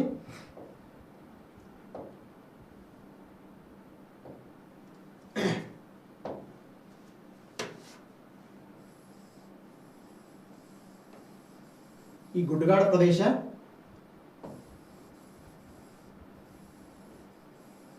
ಏನೋ ಒಂದು ಈ ತರ ಗುಡ್ಡಗಾಡ ಪ್ರದೇಶ ಸರಣಿ ವ್ಯವಸ್ಥೆ ಇತ್ತು. ಇಲ್ಲಿಂದ ಬಂದ್ರಪ್ಪ, ಹಿಂಗೆ ಕ್ರಾಸ್ ಮಾಡ್ಕೋತೀವಿ, ಇಲ್ಲಿಂದ ಬಂದ್ರು,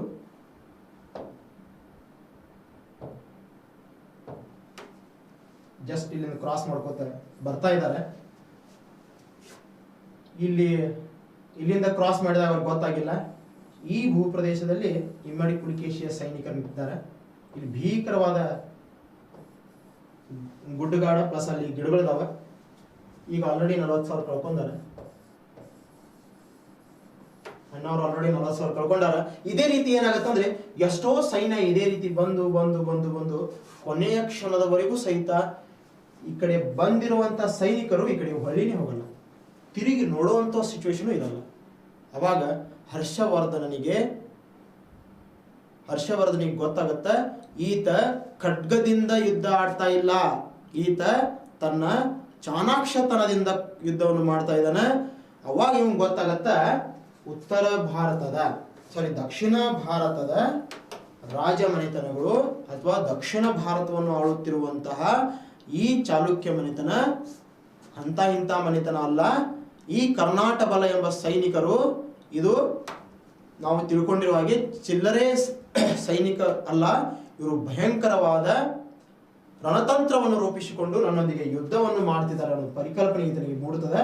ಅವಾಗ ಈತ ಏನ್ ಮಾಡ್ತಾನೆ, ಇಮ್ಮಡಿ ಪುಲಿಕೇಶಿಗೆ ಶರಣಾಗುತ್ತಾನೆ. ಅಂದ್ರೆ ಒಟ್ಟಿನಲ್ಲಿ ನಿಮ್ಗೆ ಹೇಳ್ಬೇಕಂದ್ರೆ ಏನೋ ಒಂದು ಯುದ್ಧವು ಆಗೋಕ್ಕಿಂತ ಮುಂಚೆ ಅವನದೇ ಆದಂತ ಒಂದು ಹವಾ ಮೇಂಟೈನ್ ಮಾಡಿದ್ದವ, ಅವನದೇ ಆದಂತಹ ಒಂದು ಸ್ಟೇಟಸ್ ಮೇಂಟೈನ್ ಮಾಡಿದ್ದ. ಯಾಕಂದ್ರೆ ಇಮ್ಮಡಿ ಪುಲಿಕೇಶಿ ಚಿಕ್ಕ ರಾಜ, ಹರ್ಷವರ್ಧನ ದೊಡ್ಡ ರಾಜ, ಇಂಥ ದೊಡ್ಡ ಸಾಮ್ರಾಜ್ಯದ ಶ್ರೇಷ್ಠ ದೊರೆ, ಎಂಥವರಲ್ಲಿ ಸೋಲು ಒಪ್ಕೊಂಡಾರ. ಈತನಿಗೆ ಚಾಲೆಂಜ್ ಮಾಡಬಾರದಾಗಿತ್ತು ಅಂತ ಹೇಳಿ ಎಲ್ಲರ ಪರಿಕಲ್ಪನೆ.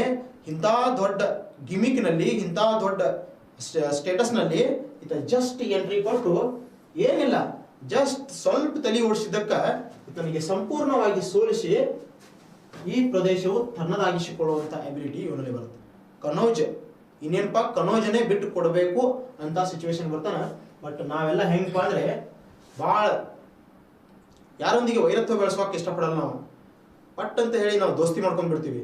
ಇರ್ಲಿಪ್ಪ ಮಾಡಿದ ತಪ್ಪ ತಗೋ, ನಿನ್ನಿಂದ ಇಟ್ಕೊಂಡು ನಿಂತಿಂದ ನಿನ್ ಚಲೋ ಆಗಲ್ಲ ಅಂತ ಬಿಟ್ಟು ಕೊಡೋ ಮಕ್ಕಳು ನಾವು. ಯಾಕಂದ್ರೆ ಬಹಳ ಆಸೆ ತೋರಿಸಲ್ಲ, ಇದ್ರಾಗ ತೃಪ್ತಿ ಇರುವಂತ ಮಂದಿ ನಾವು ತಗೋ ತಿನ್ನು, ನಿನಗೆ ಆಗಲಿಪ್ಪ, ನಿನ್ನ ಹೆಂಡ್ರ ಮಕ್ಕಳ ಸುಖದಾಗಿರ್ಲಿ ಅಂತೇಳಿ ಬಿಟ್ಟು ಕೊಡುವಂತ ನಮ್ಮ ಜನ. ಅವಾಗ ಇಲ್ಲೊಂದು ಗಡಿ ಹಾಕೋತಾರೆ. ಇದೇ ಗಡಿ ಏನ್ ಮಾಡಪ್ಪ ಅಂದ್ರೆ ಕನೌಜ್ ಸಾಮ್ರಾಜ್ಯಕ್ಕೆ ಮತ್ತು ಬಾದಾಮಿ ಸಾಮ್ರಾಜ್ಯಕ್ಕೆ ಗಡಿಯಾಗಿ ಉಳಿತದೆ. ಸಂಪೂರ್ಣ ದಕ್ಷಿಣ ಭಾರತವು ನಿನ್ನದು ಅಂತ ಹೇಳಿ ಹರ್ಷವರ್ಧನ ಒಪ್ಕೋತಾನೆ. ಸಂಪೂರ್ಣ ಉತ್ತರ ಭಾರತವು ನಿನ್ನದು ಅಂತ ಹೇಳಿ ಇಮ್ಮಡಿ ಪುಲಿಕೇಶಿ ಒಪ್ತಾನೆ. ಅವಾಗ ಇಮ್ಮಡಿ ಪುಲಿಕೇಶಿಯ ಸೈನಿಕರು ಹರ್ಷವರ್ಧನಿಗೆ ಹರ್ಷವರ್ಧನಿಗೆ ಉತ್ತರ ಪತೇಶ್ವರ ಅಂತ ಕರೀತಾರೆ. ಅದೇ ರೀತಿ ಹರ್ಷವರ್ಧನ ಸೈನಿಕರು ನಮ್ಮ ಇಮ್ಮಡಿ ಪುಲಿಕೇಶಿಗೆ ದಕ್ಷಿಣ ಪತೇಶ್ವರ ಎಂಬ ಬಿರುದನ್ನು ಕೊಟ್ಟು ಆತನಿಗೆ ನಾಮಾಂಕಿತ ಮಾಡ್ತಾರೆ. ದಕ್ಷಿಣ ಭಾರತದ ಕಡೆ ನಾವು ಕಣ್ಣೆತ್ತಿ ನೋಡಂಗಿಲ್ಲ, ಉತ್ತರ ಭಾರತದ ಕಡೆ ನೀವು ಕಣ್ಣೆತ್ತಿ ನೋಡೋದಿಲ್ಲ ಅಂತ ಅಗ್ರಿಮೆಂಟ್ ಪ್ರಕಾರ ಏನಾಗತ್ತಪ್ಪ ಅಂದ್ರೆ ಈ ಭೂಭಾಗವನ್ನು ಹಂಚ್ಕೊಂಡು ತಗೋತಾರೆ. ಈ ರೀತಿ ಹರ್ಷವರ್ಧನ ಮತ್ತು ಇಮ್ಮಡಿ ಪುಲಿಕೇಶಿಯ ನಡುವೆ ಈ ರೀತಿ ಯುದ್ಧ ನಡೀತದೆ. ಈ ಯುದ್ಧದಲ್ಲಿ ಹರ್ಷವರ್ಧನ ಸೋತು ತನ್ನ ಹರ್ಷವನ್ನು ಕಳ್ಕೋತಾನೆ. ಯಾಕಂದ್ರೆ ದೊಡ್ಡದಾದಂತ ಅವಮಾನ ಆಗಿರ್ತದೆ. ಯಾಕಂದ್ರೆ ಸಾಮ್ರಾಜ್ಯನೇ ಕಳೆದುಕೊಳ್ಳುವಂತ ಸಿಚುವೇಶನ್ ದಲ್ಲಿ ಇರ್ತಾನೆ. ಕೊನೆಗೆ ಅಲ್ಲಿ ಶರಣಾಗಿ ಆತನಿಗೆ ದಕ್ಷಿಣ ಭಾರತವನ್ನು ಬಿಟ್ಟುಕೊಟ್ಟು ತಾವು ಉತ್ತರ ಭಾರತದಲ್ಲಿಯೇ ಇರ್ತೀನಿ ಅಂತ ಹೇಳ್ಕೊಂಡು ರಿಕ್ವೆಸ್ಟ್ ಮಾಡ್ಕೋದ್ರ ಮುಖಾಂತರ ಏನ್ ಮಾಡ್ತಾನಪ್ಪ ಅಂದ್ರೆ ಈತ ಅವನ ಸೋಲನ್ನು ಒಪ್ಕೋತಾನ. ಇದೇ ಸೋಲ ಏನ್ ಮಾಡಪ್ಪ ಅಂದ್ರೆ ಈ ಕನ್ನಡಿಗರ ಮತ್ತು ಕರ್ನಾಟ ಬಲ ಎಂಬ ಸೈನ್ಯದ ಪರಾಕ್ರಮವು ಇಡೀ ಭರತ ಖಂಡಕ್ಕೆ ತಿಳಿಸಿಕೊಡುತ್ತದೆ. ಅಷ್ಟೇ ಅಲ್ಲ, ಇಡೀ ಜಗತ್ತಿಗೆ ಪರಿಚಯ ಮಾಡುತ್ತದೆ. ಹಾಗಾದ್ರೆ ನಾನು ಜಗತ್ತಿಗೆ ಪರಿಚಯ ಮಾಡುತ್ತದೆ ಅಂತ ನಾನು ಜಸ್ಟ್ ಹೇಳಿದೆ. ಇಲ್ಲಿ ನಾನು ನಿಮಗೆ ಹಿಂದಿನ ಸ್ಲೈಡ್ಸ್ ನಲ್ಲಿ ಇರುವಂತ ಘಟನೆ ಅಂತ ಹೇಳ್ತೀನಿ. ನಾನೇನ್ ಹೇಳಿದಪ್ಪ ಅಂದ್ರೆ ರವಿ ಕೀರ್ತಿಯ ಐಹೊಳೆ ಶಾಸನ ಅಂತ ಹೇಳಿದೆ. ಮೇಗುತಿ ದೇವಾಲಯದಲ್ಲಿ, ಐಹೊಳೆಯಲ್ಲಿರುವಂತಹ ಮೇಗುತಿ ದೇವಾಲಯದಲ್ಲಿ ರವಿ ಕೀರ್ತಿಯು ಕೆತ್ತಿರುವಂತಹ ಶಾಸನದಲ್ಲಿ ಇಮ್ಮಡಿ ಪುಲಿಕೇಶಿಯ ನಡುವೆ ಮತ್ತು ಹರ್ಷವರ್ಧನ ನಡುವೆ ನಡೆದಿರುವಂತಹ ನರ್ಮದಾ ಕಾಳಗದ ಬಗ್ಗೆ ವರ್ಣನೆ ಇದೆ. ಯಾವುದು? ನರ್ಮದಾ ಕಾಳಗದ ಬಗ್ಗೆ ವರ್ಣನೆ ಇದೆ. ಅದೇ ರೀತಿ ಚೀನಿ ಪ್ರವಾಸಿಗ ಅಂತ ಹೇಳಿದೆ.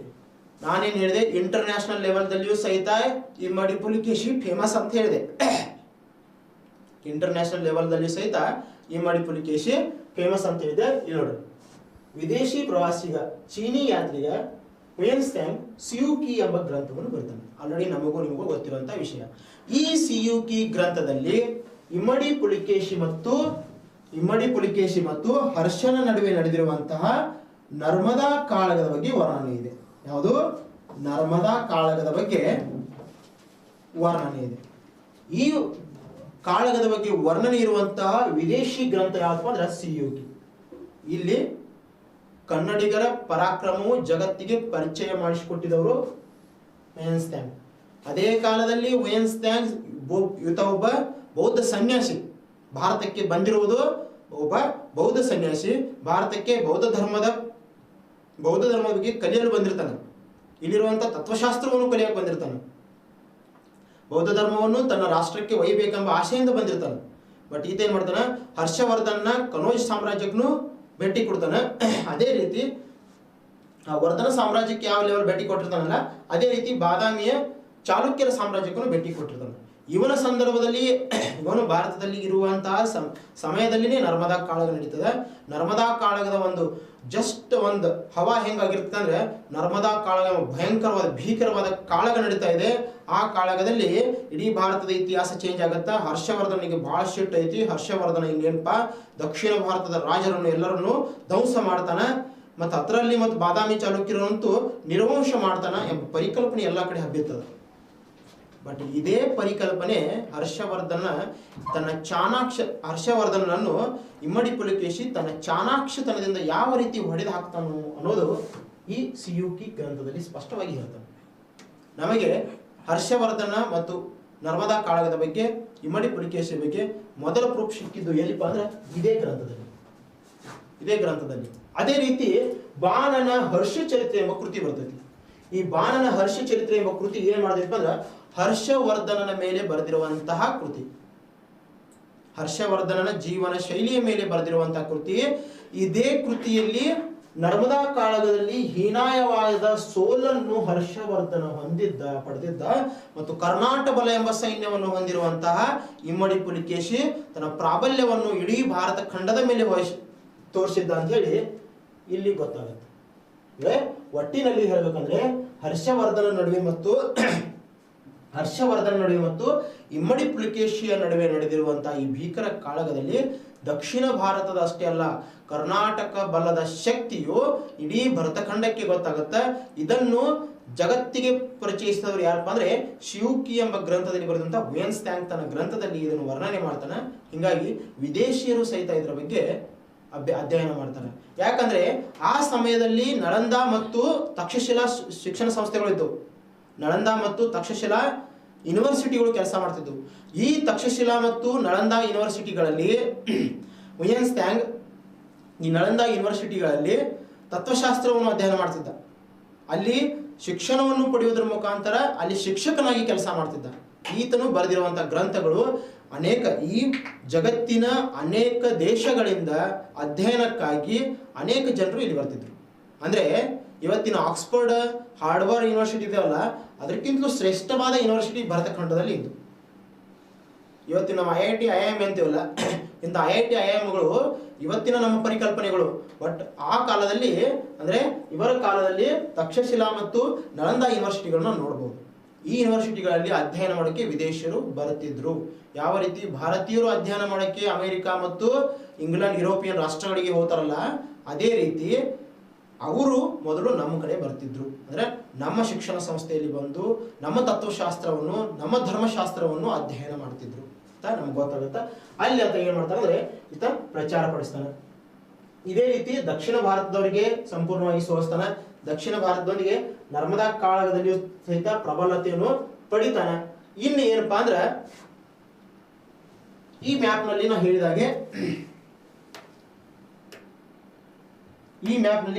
ಹೇಳಿದಾಗೆ ಈ ಭೂಪ್ರದೇಶದಲ್ಲಿ ಅಂದ್ರೆ ದಕ್ಷಿಣ ಭಾರತದ ಈ ಕೆಳಗಿನ ಭೂಪ್ರದೇಶ ಅಂತ ಹೇಳ್ತಾರೆ. ದಕ್ಷಿಣ ಭಾರತದ ಈ ಕೆಳಗಿನ ಭೂಪ್ರದೇಶವನ್ನು ನೋಡಿದಾಗ ಇವೇನು ಭೂಪ್ರದೇಶ ಇದೆಯಲ್ಲ, ಇಲ್ಲಿ ಸಂಗಮ ಮನೆತನಗಳು ಅಂತ ಹೇಳ್ತೀವಿ. ಯಾರಪ್ಪ? ಚೇರ, ಚೋಳ, ಪಾಂಡ್ಯ, ಇದೇ ರೀತಿ 5 ಮನೆತನಗಳು ಬರ್ತಾವ. ಚೇರ, ಚೋಳ, ಪಾಂಡ್ಯ ಈ ಎಲ್ಲ ಮನೆತನಗಳು ಈ ಭೂಭಾಗದಲ್ಲಿ ಆಳ್ವಿಕೆ ಮಾಡ್ತಿದ್ವು. ಪಲ್ಲವರು ಇರ್ತಾರೆ, ಈ ಭೂಪ್ರದೇಶದಲ್ಲಿ ಆಳ್ವಿಕೆಯನ್ನು ಮಾಡ್ತಿರ್ತಾರೆ. ಅವಾಗ ಏನ್ ಮಾಡ್ತಿರ್ತಾರ, ಉತ್ತರ ಭಾರತವನ್ನು ಗೆದ್ದಿರ್ತಾನ, ಈ ಪ್ರದೇಶವನ್ನು ಗೆದ್ದಿರ್ತಾನ. ಇದರ ಕಾಲದಲ್ಲಿ ಈತ ಏನ್ ಮಾಡ್ತಾನಪ್ಪ ಅಂದ್ರ, ಈ ಸಂಗಮ ಸಾಮ್ರಾಜ್ಯಗಳ ಮೇಲೆ ಸಹಿತ ತನ್ನ ಆಳ್ವಿಕೆಯನ್ನು ಸಾಧಿಸಬೇಕು, ತನ್ನ ಪರಾಕ್ರಮವನ್ನು ತೋರಿಸ್ಬೇಕಂತ ಹೇಳಿ ಚೇರ, ಚೋಳ, ಪಾಂಡ್ಯರನ್ನು ಸಹಿತ ಸೋಲಿಸಿ ಅವರೊಂದಿಗೆ ಕಪ್ಪು ಕಾಣಿಕೆಯನ್ನು ಕೊಡೋದ್ರ ಮುಖಾಂತರ ಅವರು ಸಂಪೂರ್ಣವಾಗಿ ಈತನಿಗೆ ಶರಣ ಆಗ್ತಾರೆ. ಇವರು ಸಹಿತ ಆತನ ಮಾಂಡಲಿಕರಾಗ್ತಾರೆ. ಇನ್ನಿಲ್ಲಿ ಬತ್ತು ನೋಡ್ರಿ ಪಲ್ಲವರು ಅಂತ ಹೇಳ್ತೀವಿ. ಈ ಪಲ್ಲವರ ಮತ್ತು ಬಾದಾಮಿ ಚಾಲುಕ್ಯರ ವೈರತ್ವವು ವಂಶ ಪಾರಂಪರಿಕವಾಗಿ ಬಂದಿತ್ತು. ಶತಶತಮಾನಗಳಿಂದ ನಡ್ಕೊಂಡು ಬಂದಿತ್ತು ಈ ವೈರತ್ವ. ಪಲ್ಲವರ ಮತ್ತು ಹರ್ಷವರ್ಧನ ಪಲ್ಲವರು ಮತ್ತು ಇಮ್ಮಡಿ ಪುಲಿಕೇಶಿ ಅಂದ್ರೆ ಪಲ್ಲವರು ಮತ್ತು ಬಾದಾಮಿ ಚಾಲುಕ್ಯರ ಮಧ್ಯೆ ಇದು ಶತಶತಮಾನಗಳಿಂದ ವೈರತ್ವವು ಮುಂದುವರೆದುಕೊಂಡು ಬಂದಿತ್ತು. ಮಕ್ಕಳು, ಮರಿಮಕ್ಕಳು, ಮೊಮ್ಮಕ್ಕಳು ಹಂಗೆ ಆ ವೈರತ್ವ ಬೆಳೆತಾ ಬೆಳೆತಾ ಬೆಳೆತಾ ಬಂದಿತ್ತು. ಯಾಕಂದ್ರೆ ಆ ವಂಶದ ಸಂಪೂರ್ಣವಾದ ಲಿಸ್ಟ್ ಅನ್ನು ನೋಡಿದಾಗ ಅವರು ಇವರನ್ನು ಹೊಡಿತಾರೆ, ಇವರು ಅವರನ್ನು ಹೊಡಿತಾರೆ. ಒಂದ್ಸರಿ ಕಂಚಿಯನ್ನು ವಶಪಡಿಸಿಕೊಳ್ತಾರೆ, ಒಂದ್ಸರಿ ಬಾದಾಮಿಯನ್ನು ವಶಪಡಿಸಿಕೊಳ್ತಾರೆ. ಈ ರೀತಿ ನಡೆದಿದ್ದೆ. ಈ ಇತಿಹಾಸ ಏನು ಬರ್ತಲ್ಲ, ಪಲ್ಲವರದು ಮತ್ತು ಬಾದಾಮಿ ಚಾಲುಕ್ಯರ ಇತಿಹಾಸ ಸಂಘರ್ಷಾತ್ಮಕವಾಗಿದೆ ಅಂತ ಹೇಳ್ತೀವಿ. ಈ ಸಂಘರ್ಷ ಪಲ್ಲವರ ನಡುವೆ ಮತ್ತು ಬಾದಾಮಿ ಚಾಲುಕ್ಯರ ನಡುವೆ ಇದೆ. 90% ಸಂಘರ್ಷ ಅವರ ನಡುವೆ ಇದೆ. ಇಲ್ಲಿ ಏನಾಗತ್ತಪ್ಪ ಅಂದ್ರೆ ಇವರು ಏನ್ ಮಾಡ್ತಾರಪ್ಪ ಅಂದ್ರೆ ನಾನು ಭಾರತದ ಆಕಾಶ ತೆಗಿತೀನಿ.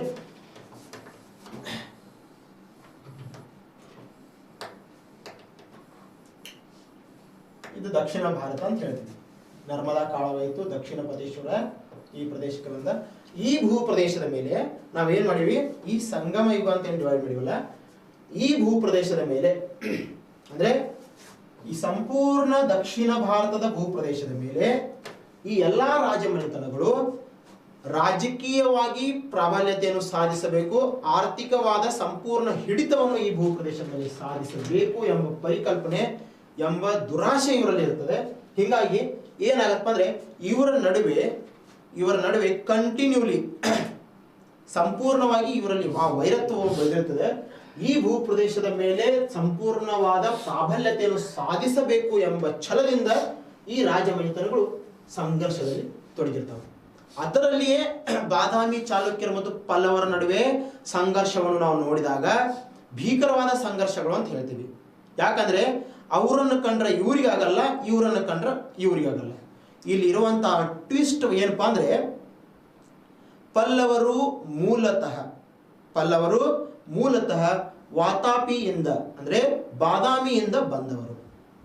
ಪಲ್ಲವರು ಮೂಲತಃ ಬಾದಾಮಿಯಿಂದ ಕಂಚಿಗೆ ವಲಸೆ ಹೋದವರು. ಈ ವೈರತ್ವ ಕಂಚಿಗೆ ಹೋಗೋಕ್ಕಿಂತ ಮುಂಚಿತವಾಗಿಯೂ ಇತ್ತಂತ ಹೇಳ್ಬೋದು. ಪಲ್ಲವರದ್ದು ಮತ್ತು ಚಾಲುಕ್ಯರ ವೈರತ್ವ ಮೊದಲಿನಿಂದ ಇತ್ತು. ಯಾವಾಗ ಇವರು ರಾಜರಾಗಿ ಪ್ರಾಬಲ್ಯತೆಯನ್ನು ಪಡಿತಾರ, ದಕ್ಷಿಣ ಭಾರತದ ಭೂಭಾಗದಲ್ಲಿ ಶ್ರೇಷ್ಠತೆಯನ್ನು ಪಡಿತಾರಲ್ಲ, ಅವಾಗ ಇದು ನ್ಯಾಷನಲ್ ಅಲ್ಲ, ಇಂಟರ್ನ್ಯಾಷನಲ್ ಲೆವೆಲ್ದ ಹೊಡೆದಾಟಗಳು ಸ್ಟಾರ್ಟ್ ಆಗ್ತವೆ. ಯಾಕಂದ್ರೆ ಭರತಖಂಡದಲ್ಲಿ ಇವೆಲ್ಲ ರಾಜಮನೆತನಗಳು ಚಿಕ್ಕ ರಾಜಮನೆತನಗಳಾಗಿ ಇದು ರಾಷ್ಟ್ರಗಳು ಅಂತ ಹೇಳ್ಕೊತಿದ್ರು. ಅವರು ತ್ರೈರಾಷ್ಟ್ರಗಳು ಅಂತ ಹೇಳ್ತಿದ್ರು. ಈತನಿಗೆ ಇರುವಂತಹ ಬಿರುದುಗಳಲ್ಲಿ ನಾವು ಇಮ್ಮಡಿ ಪುಲಿಕೇಶಿ ಬಿರುದುಗಳು ನಡೆದಾಗ ಈ ಮೂರು ಗುಜರಾತ್, ಮಹಾರಾಷ್ಟ್ರ, ಒರಿಸ್ಸಾ, ಆಂಧ್ರ ಈ ಪ್ರದೇಶವನ್ನು ವಶಪಡಿಸಿಕೊಂಡಿರ್ತಾರೆ, ಕರ್ನಾಟಕ ಈ ಭೂ ಪ್ರದೇಶವನ್ನು ವಶಪಡಿಸಿಕೊಂಡಿರ್ತಾರಲ್ಲ, ತ್ರೈರಾಷ್ಟ್ರ ಅಧಿಪತಿ ಅಂತ ಹೇಳಿ ಅವ್ನು ಬಿರುದು ಕೊಟ್ಟಿರ್ತಾರೆ. ಅಂದ್ರೆ ಅವು ಎಲ್ಲ ಸಪರೇಟ್ ಆಗಿರ್ತಾವ, ತನ್ನದೇ ಆದಂತಹ ಸಾರ್ವಭೌಮತ್ವವನ್ನು ಹೊಂದಿರ್ತಾವ. ಅವಾಗೇನು ಪ್ರಜಾಪ್ರಭುತ್ವ ವ್ಯವಸ್ಥೆ ಅಲ್ಲ, ಆ ರಾಜಪ್ರಭುತ್ವ ವ್ಯವಸ್ಥೆ ಇತ್ತು. ಅವರವರ ಗಡಿ ಅವರವರಿಗೆ ಬಿಟ್ಟ ವಿಷಯ ಇತ್ತು. ಹಿಂಗಾಗಿ ಆ ರಾಷ್ಟ್ರಗಳು ಅಂತ ಕನ್ಸಿಡರಿಂಗ್ ಮಾಡ್ತಿದ್ರೆ ಇದೇ ಈ ಭೂ ಪ್ರದೇಶ ಮೇಲೆ ರಾಜಕೀಯ ಶ್ರೇಷ್ಠತೆ ಮತ್ತು ಆರ್ಥಿಕ ಪ್ರಾಬಲ್ಯತೆಯನ್ನು ಸಾಧಿಸುವಂತಹ ಛಲ ಇವರಲ್ಲಿತ್ತು. ಹಿಂಗಾಗಿ ಈ ವೈರತ್ವ ನಡೀತು. ಇನ್ನು ಪಲ್ಲವರದು ಮತ್ತು ಚಾಲುಕ್ಯರದ ಸ್ಟಾರ್ಟ್ ಆಗುತ್ತೆ. ಇವನ ಕಾಲದಲ್ಲಿ, ಇಮ್ಮಡಿ ಪುಲಿಕೇಶಿಯ ಕಾಲದಲ್ಲಿ ಅತ್ಯಂತ ಭೀಕರವಾದ ವೈರತ್ವ ಸ್ಟಾರ್ಟ್ ಆಗಿ ಅದು ವೈರತ್ವ ಅದೇ ರೀತಿ ಕಂಟಿನ್ಯೂ ಆಗತ್ತೆ. ಈತ ಏನ್ ಮಾಡ್ತಾನೆ ಅಂದ್ರೆ, ಚಾಲುಕ್ಯರು ಮೂಲತಃ ಎಲ್ಲಾ ರೀತಿಯಿಂದ ಡಿವೈಡ್ ಮಾಡಿದ್ರೆ ಅದು ರಾಜಕೀಯವಾಗಿ ಡಿವೈಡ್ ಮಾಡ್ರಿ, ಧಾರ್ಮಿಕವಾಗಿ ಡಿವೈಡ್ ಮಾಡ್ರಿ, ಎಲ್ಲಾ ರೀತಿಯಿಂದ ನೋಡಿದಾಗ ಎಲ್ಲಿಯೂ ಇವ್ರದ್ದು ಮತ್ತು ಅವ್ರದ್ದು ಕೂಡ್ತಿರ್ಲಿಲ್ಲ. ಯಾಕಂದ್ರೆ ಇಲ್ಲಿ ನೋಡಿ, ಚಾಲುಕ್ಯರು ಮೂಲತಃ ವೈಷ್ಣವ ಪಂಥೀಯರಾಗಿದ್ರು. ವೈಷ್ಣವ ಧರ್ಮದ ಅನುಯಾಯಿಗಳಾಗಿದ್ರು. ಈ ವೈಷ್ಣವ ಧರ್ಮದ ಅನುಯಾಯಿಗಳ ಅಂದ ತಕ್ಷಣ ನಾವು ಬಾದಾಮಿಯಲ್ಲಿರುವಂತಹ ಗುಹಾ ಶಾಸನಗಳು, ಗುಹೆಗಳನ್ನು ನೋಡಿದಾಗ ನಮ್ಗೆ ಗೊತ್ತಾಗುತ್ತೆ. ಇವರು ಬೇರೆ ಧರ್ಮಕ್ಕೆ ಪ್ರಚೋದನೆ ನೀಡ್ತಿದ್ರು, ಬೇರೆ ಧರ್ಮಕ್ಕೆ ಸಪೋರ್ಟ್ ಮಾಡ್ತಿದ್ರು. ಆದ್ರೆ ಇವರು ಮೂಲತಃ ವೈಷ್ಣವ ಪಂಥೀಯರಾಗಿದ್ರು. ಅದೇ ರೀತಿ ಪಲ್ಲವರು ಮೂಲತಃ ಶೈವ ಪಂಥೀಯರಾಗಿದ್ರು. ಅವಾಗ ಹಿಂದೂ ಮುಸ್ಲಿಂ ಜಗಳ ಇರಲಿಲ್ಲ. ಅವಾಗ ಶೈವ ಪಂಥೀಯರು ಮತ್ತು ವೈಷ್ಣವ ಪಂಥೀಯರು ಅಂತಿದ್ರು. ಅವರ ಮಧ್ಯೆ ಜಗಳ ಇತ್ತು.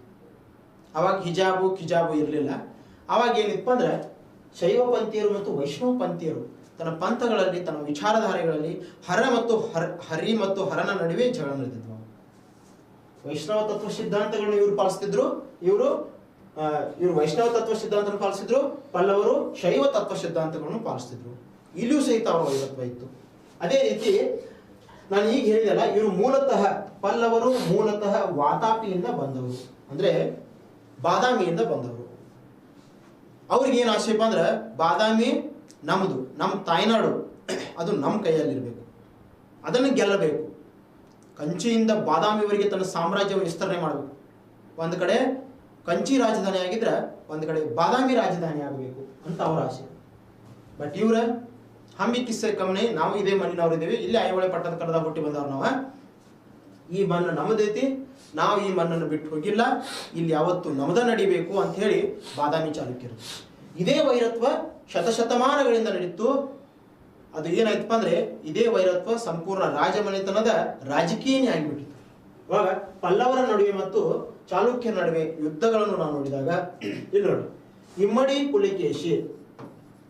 ಪುಲಿಕೇಶಿ ಮತ್ತು 1ನೇ ಮಹೇಂದ್ರವರ್ಮ ಅಂತ ಹೇಳ್ತೀವಿ.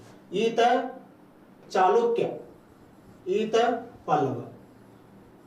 ಇಮ್ಮಡಿ ಪುಲಿಕೇಶಿ ಮತ್ತು 1ನೇ ಮಹೇಂದ್ರವರ್ಮ ನಡುವೆ ಪೊಲ್ಲಿಲೂರು ಅಂತ ಹೇಳ್ತೀವಿ. ಈ ಪೊಲ್ಲಿಲೂರು ಎಂಬ ಪ್ರದೇಶದಲ್ಲಿ ಯುದ್ಧ ನಡೀತದೆ. ಈ ಪೊಲ್ಲಿಲೂರು ಎಂಬ ಪ್ರದೇಶದಲ್ಲಿ ನಡೆದಿರುವಂತಹ ಈ ಯುದ್ಧದಲ್ಲಿ 1ನೇ ಮಹೇಂದ್ರವರ್ಮ ಸಂಪೂರ್ಣವಾಗಿ ಸೋಲುವುದರೊಂದಿಗೆ ಮರಣವನ್ನು ಹೊಂತಾನೆ. ಅಂದ್ರೆ ಇದರಿಗೆ ಇಲ್ಲೇ ಕೊಂದು ಬಿಡ್ತಾನೆ. ಅಷ್ಟೊಂದು ವೈರತ್ವ ಇರ್ತೈತಿ.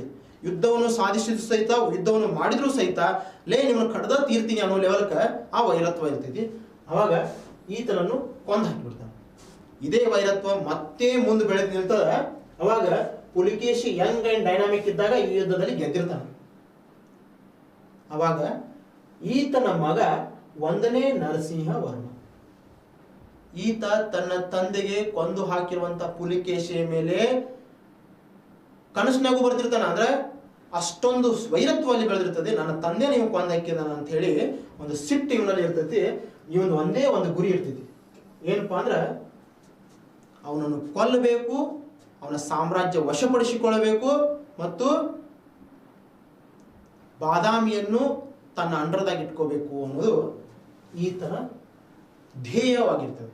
ಅವಾಗ ಏನ್ ಮಾಡ್ತಾನೆ ಅಂದ್ರೆ, ಈ ಪುಲಿಕೇಶಿ ಇಲ್ಲಿ ಯಂಗ್ ಅಂಡ್ ಡೈನಾಮಿಕ್ ಇದ್ದಾಗ ಜಗಳ ಮಾಡ್ತಾನೆ, ಬಟ್ ಇಲ್ಲಿ ಮುದಿಯಾಗಿರ್ತದೆ. ಅವಾಗ ಇವರಲ್ಲಿಯೂ ಸಹಿತ ಆಂತರಿಕವಾದ ಜಗಳಗಳು ಸ್ಟಾರ್ಟ್ ಆಗಿರ್ತವ. ಈತನ ಮಕ್ಕಳಿಗೆ ಸ್ವಲ್ಪ ಪರಿಕಲ್ಪನೆ ಇರಂಗಿಲ್ಲ. ಈತನ ಮಕ್ಕಳು ಏನ್ ಮಾಡ್ತಾರಂದ್ರೆ ತಂದೆಗೆ ವಿರೋಧವನ್ನು ಮಾಡ್ತಿರ್ತಾರೆ. ಅದು ನಿಮ್ಗೆ ಗೊತ್ತಿರ್ತದೆ. ಯಾಕಂದ್ರೆ ಆ ಶ್ರೀಮಂತಿಕೆ ಬಂದಾಗ, ಆ ಶ್ರೇಷ್ಠತೆ ಬಂದಾಗ ಮಕ್ಕಳಲ್ಲಿ ಆ ಲಾಲಸೆ ಬಂದಿರ್ತದೆ. ಅದೇ ರೀತಿ ಇಲ್ಲಿ ಏನಾಗುತ್ತಂದ್ರೆ ಇವನಲ್ಲಿಯೂ ಸಹಿತ ಆ ಸೊಕ್ಕು ಬಂದಿರ್ತದೆ, ಆ ಮಕ್ಕಳಲ್ಲಿ ಬಂದಿರ್ತದೆ. ಬಟ್ ಈತ ವಯಸ್ಸಿನಿಂದ ಸಂಪೂರ್ಣವಾಗಿ ವಯಸ್ಸಾಗಿರ್ತದೆ. ಸಾಮ್ರಾಜ್ಯ ಬಹಳ ದೊಡ್ಡ ಸಾಮ್ರಾಜ್ಯವಾಗಿ ಬೆಳೆದಿರ್ತದೆ. ಆ ಸಾಮ್ರಾಜ್ಯ ಕಂಟ್ರೋಲ್ ಮಾಡಬೇಕು ಅಥವಾ ತನ್ನ ಫ್ಯಾಮಿಲಿನ ಕಂಟ್ರೋಲ್ ಮಾಡಬೇಕು ಅನ್ನೋದ್ರಲ್ಲಿನೇ ಸ್ವಲ್ಪ ಈ ಕುಗ್ಗಿ ಹೋಗಿರ್ತಾನೆ. ಅಂತ ಟೈಮ್ದಲ್ಲಿ ಈ 1ನೇ ನರಸಿಂಹವರ್ಮ ಅವಕಾಶ ನೋಡಿ ಪೆರಿಯಾಲ್ ಮಣಿಮಂಗಲಂ ಎಂಬ ಪ್ರದೇಶದಲ್ಲಿ ಯುದ್ಧವನ್ನು ಸಾರ್ತಾನೆ.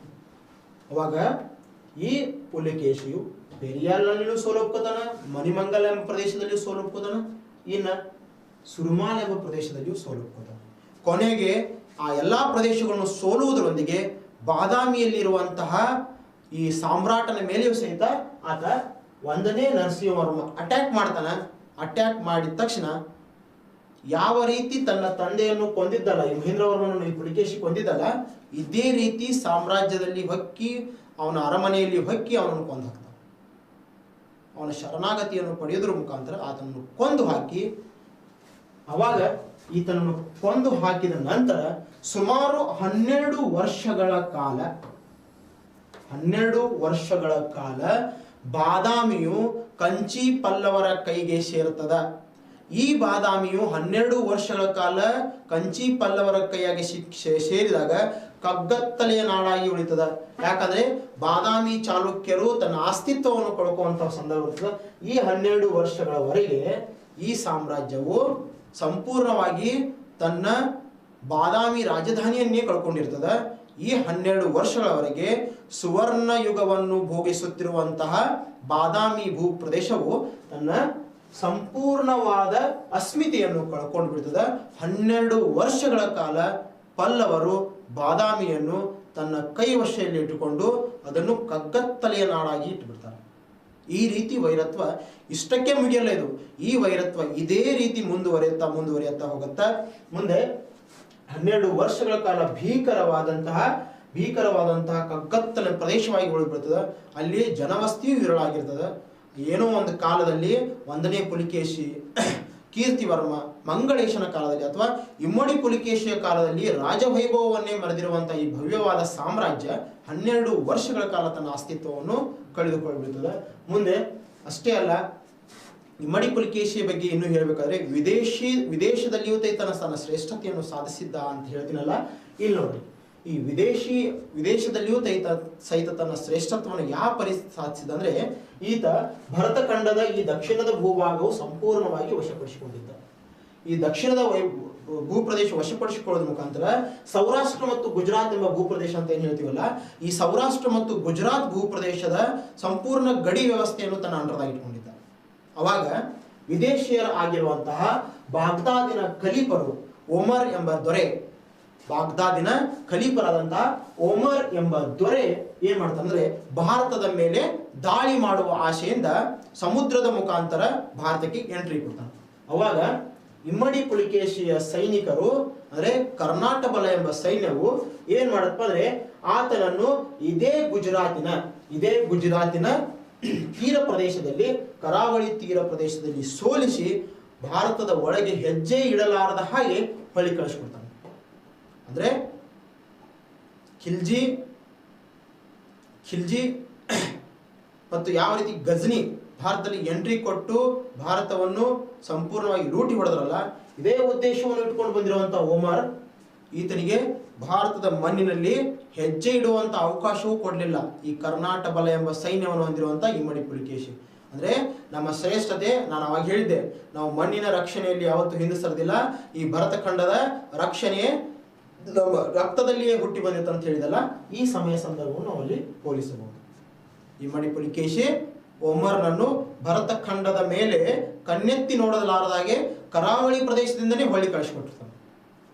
ಇದನ್ನು ನಾವೆಲ್ಲ ನೋಡಿದಾಗ ಬಾದಾಮಿ ಚಾಲುಕ್ಯರ ಪರಾಕ್ರಮ ಮತ್ತು ಶ್ರೇಷ್ಠತೆಯಲ್ಲಿ ಈ ಇಮ್ಮಡಿ ಪುಲಿಕೇಶಿಯ ಸಾಮ್ರಾಜ್ಯ ಸುವರ್ಣ ಯುಗವನ್ನು ಅನುಭವಿಸಿದೆ. ಇಮ್ಮಡಿ ಪುಲಿಕೇಶಿಯ ಸಾಮ್ರಾಜ್ಯ ಆರ್ಥಿಕವಾಗಿ ಅಷ್ಟೇ ಅಲ್ಲ, ರಾಜಕೀಯವಾಗಿ ಅಷ್ಟೇ ಅಲ್ಲ, ಇದು ಇಮ್ಮಡಿ ಪುಲಿಕೇಶಿಯ ಸಾಮ್ರಾಜ್ಯ ಏನ್ ಮಾಡಿದಪ್ಪ ಅಂದ್ರೆ, ಇಡೀ ಭರತ ಖಂಡದ ಮೇಲೆ ತನ್ನದೇ ಆದಂತಹ ಒಂದು ರಾಜನೀತಿಕ ವಿಚಾರಧಾರೆಗಳು ಇಟ್ಟುಕೊಂಡು, ಒಂದು ಸಿದ್ಧಾಂತವನ್ನು ಇಟ್ಟುಕೊಂಡು ಆಡಳಿತ ಮಾಡುವುದರೊಂದಿಗೆ ಸಮಯ ಸಂದರ್ಭ ಅನುಗುಣವಾಗಿ ಕಪ್ಪೆ ಆರ್ಭಟ ಶಾಸನದಲ್ಲಿ ವರ್ಣನೆಯಂತೆ ಈತನ ಆಳ್ವಿಕೆ ಇತ್ತು ಅಂತ ಹೇಳ್ತಾರೆ. ಶರಣಾಗಿ ಬಂದವನಿಗೆ ದಾನ ಧರ್ಮವನ್ನು ಕೊಡೋದ್ರ ಮುಖಾಂತರ, ಅವನ ಸಮಸ್ಯೆಯನ್ನು ಬಗೆಹರಿಸೋದ್ರ ಮುಖಾಂತರ ಆತನನ್ನು ಮಿತ್ರತ್ವ ಬೆಳೆಸ್ಕೊತಿದ್ದ. ಸೊಕ್ಕಿನಿಂದ ಬಂದವರಿಗೆ ಅವರ ಸೊಕ್ಕನ್ನು ಮುರಿದು ದಂಡಿಗೆ ಸರಿಸ್ತಿದ್ದ ಅಂತೇಳಿ ಗೊತ್ತಾಗುತ್ತೆ. ಅಂದ್ರೆ ಇದರ ಅರ್ಥ, ನಾನು ನಿನ್ನೆ ಒಂದು ಮಾತು ಹೇಳಿದ್ದೆ, ನಮ್ಮ ಹಾದಿಗೆ ಬಂದವರಿಗೆ ಅಂದ್ರೆ ನಮ್ಮ ದಾರಿಗೆ ಬಂದು ನಮ್ಮ ದಾರಿಯನ್ನೇ ಹೊಲಸು ಮಾಡುವಂಥವ್ರಿಗೆ ಅವರ ದಾರಿಗೆ ಹೋಗಿ ಅವರ ದಾರಿಯನ್ನೇ ತಬಿಸುವಂತ ಶಕ್ತಿ ನಮ್ಮಲ್ಲಿದೆ ಅಂತ ಇಲ್ಲಿ ಗೊತ್ತಾಗುತ್ತೆ. ಆರಾಮಾಗಿ ಹರ್ಷವರ್ಧನ ತನ್ನ ಸ್ಟೇಟಸ್ ಅನ್ನ ಮೇಂಟೈನ್ ಮಾಡ್ಕೊಂಡು ಇರ್ತಿದ್ದಂದ್ರೆ ಆತ ಯಾವತ್ತು ಶ್ರೇಷ್ಠವಾಗಿ ಉಳಿತಿದ್ದ. ಇಲ್ಲಿ ಬೆಳೆಸ್ಕೊಂಡಿದ್ದು ಒಂದು ವೈರತ್ವ, ಆ ವೈರತ್ವ ಸಂಪೂರ್ಣ ಇತಿಹಾಸದಲ್ಲಿ ಒಂದು ಕಪ್ಪು ಚುಕ್ಕಿಯಾಗಿ ಹರ್ಷವರ್ಧನಿಗೆ ಬೀಳುತ್ತದೆ. ಆ ಕಪ್ಪು ಚುಕ್ಕಿ ಇಟ್ಟವರು ಯಾರಪ್ಪ ಅಂದ್ರೆ, ಕರ್ನಾಟಕ ಬಲ ಸೈನ್ಯ ಹೊಂದಿರುವ, ಕರ್ನಾಟಕದ ಭೂಪ್ರದೇಶವನ್ನು ಆಳ್ವಿಕೆ ಮಾಡುತ್ತಿರುವಂತಹ ಬಾದಾಮಿಯ ಇಮ್ಮಡಿ ಪುಲಿಕೇಶಿ ಅಂತ ಹೇಳ್ಬೋದು. ಸೊಕ್ಕಿನಿಂದ ಬಂದವರಿಗೆ ಸೊಕ್ಕನ್ನು ಅವರ ಮೇಲೇನೆ ಇಡುವಷ್ಟು ಅಬಿಲಿಟಿ ನಮ್ಮಲ್ಲಿದೆ. ಪ್ರೀತಿಯಿಂದ ಬಂದವರಿಗೆ ಪ್ರೀತಿಯನ್ನು ಕೊಟ್ಟು ದಾನ ಧರ್ಮವನ್ನು ಮಾಡುವಂತಹ ಕೆಪಾಸಿಟಿನೂ ನಮ್ಮಲ್ಲಿದೆ ಅಂತ ಹೇಳಿ ಇಲ್ಲಿ ನಮಗೆ ಗೊತ್ತಾಗುತ್ತೆ. ಇಲ್ಲಿ ನಾನು ಸ್ಪೆಷಲ್ ಆಗಿ ನಿಮಗೆ ಒಂದು ಹೇಳಬೇಕಂದ್ರೆ, ಸಂತೋಷ್ ಲಾಡ್ ಫೌಂಡೇಶನ್ ಮತ್ತು ವಿಶ್ವದರ್ಶನ್ ಕರಿಯರ್ ಅಕಾಡೆಮಿ ಧಾರವಾಡ ಇವರು ಸೇರ್ಕೊಂಡು ಇವತ್ತಿನವರೆಗೂ ನಡೆಸಿರುವಂಥ ಇದೇನು ಕ್ಲಾಸ್ ನಡೆಸ್ತಾರೆ, ಇದರಲ್ಲಿ ಯಾವುದೇ ರೀತಿಯ ಸ್ವಾರ್ಥತೆ ಇಲ್ಲದೆ ವ್ಯವಸ್ಥಿತವಾಗಿ ಸರಳವಾಗಿ ವಿದ್ಯಾರ್ಥಿಗಳಿಗೆ ಇನ್ಫಾರ್ಮೇಷನ್ ಅನ್ನು ಮುಟ್ಟಿಸಬೇಕು, ವಿದ್ಯಾರ್ಥಿಗಳಿಗೆ ಅನುಕೂಲವನ್ನು ಮಾಡಿಕೊಳ್ಳಬೇಕು, ಸ್ಪರ್ಧಾರ್ಥಿಗಳಿಗೆ ಭವಿಷ್ಯ ರೂಪಿಸಿಕೊಳ್ಳಲು ಅನುಕೂಲವಾಗಬೇಕು ಎಂಬ ದೃಷ್ಟಿಯಿಂದ ಏನು ಮಾಡ್ತಿದ್ರಲ್ಲ, ಇದೇ ರೀತಿ ಆಫ್ಲೈನ್ ಕ್ಲಾಸಸ್ ಬಗ್ಗೆನೂ ಸ್ವಲ್ಪ ವಿಚಾರ ನಡೆದಿದೆ. ಅನೇಕ ವಿದ್ಯಾರ್ಥಿಗಳು ಬಂದು ಇಲ್ಲಿ ನಾಮಿನೇಷನ್ ಮಾಡ್ಕೋತಿದ್ದಾರೆ. ಎಷ್ಟೋ ವಿದ್ಯಾರ್ಥಿಗಳು ಅದರ ಸಂಪೂರ್ಣ ಸದುಪಯೋಗವನ್ನು ಪಡೆದುಕೊಳ್ಳುತ್ತಿದ್ದಾರೆ. ಇಲ್ಲಿ ಕಡಿಮೆ ವೇಕೆನ್ಸಿಗಳಂದರೆ ಕಡಿಮೆ ಸೀಟ್ಗಳನ್ನ ನಾವು ಇಟ್ಟಿದ್ದೀವಿ. ವಿಶ್ವದರ್ಶನ್ ಕರಿಯರ್ ಅಕಾಡೆಮಿ ಇದಕ್ಕೆ ಆಫ್ಲೈನ್ ಕ್ಲಾಸಸ್ ಅನ್ನು ಮಾಡ್ತಾ ಇದೆ. ಸಂತೋಷ್ ಲಾಡ್ ಫೌಂಡೇಶನ್ ಮತ್ತು ಸಂತೋಷ್ ಲಾಡ್ ಸರ್ ಅವರು 50% ನಿಮ್ಮ ಫೀಸನ್ನು ಅವರು ಪೇ ಮಾಡ್ತಾರೆ. ಇನ್ನೂ 50% ಫೀಸನ್ನು ನಿಮ್ಮ ಆಫ್ಲೈನ್ ಕ್ಲಾಸ್ಗೆ ನೀವು ಪೇ ಮಾಡಿ ಇಲ್ಲಿ ಸಂತೋಷ್ ಲಾಡ್ ಫೌಂಡೇಶನ್ ಮತ್ತು ವಿಶ್ವದರ್ಶನ್ ಕರಿಯರ್ ಅಕಾಡೆಮಿಯಲ್ಲಿ ನೀವು ಅಡ್ಮಿಷನ್ ಮಾಡ್ಬೋದು. ಅಲ್ಲಿ ಆಫ್ಲೈನ್ ಕ್ಲಾಸನ್ನು ಪಡೆಯಬಹುದು. ಇಷ್ಟೆಲ್ಲ ಕ್ಲಾಸ್ಗಳನ್ನ ವ್ಯವಸ್ಥಿತವಾಗಿ ಆಲಿಸ್ತಿರುವಂಥ ನಿಮಗೆಲ್ಲರಿಗೂ ಸಹಿತ ಸಂತೋಷ್ ಲಾಡ್ ಫೌಂಡೇಶನ್ ಮತ್ತು ಸಂತೋಷ್ ಲಾಡ್ ಸರ್ ಅವರ ವತಿಯಿಂದ ಹಾಗೂ ಸಂತೋಷ್ ಲಾಡ್ ಫೌಂಡೇಶನ್ ಅಧ್ಯಕ್ಷರಾದಂಥ ಆನಂದ್ ಸರ್ ವತಿಯಿಂದ ಧನ್ಯವಾದಗಳನ್ನು ಸ್ವೀಕರಿಸುತ್ತೇನೆ. Thank you.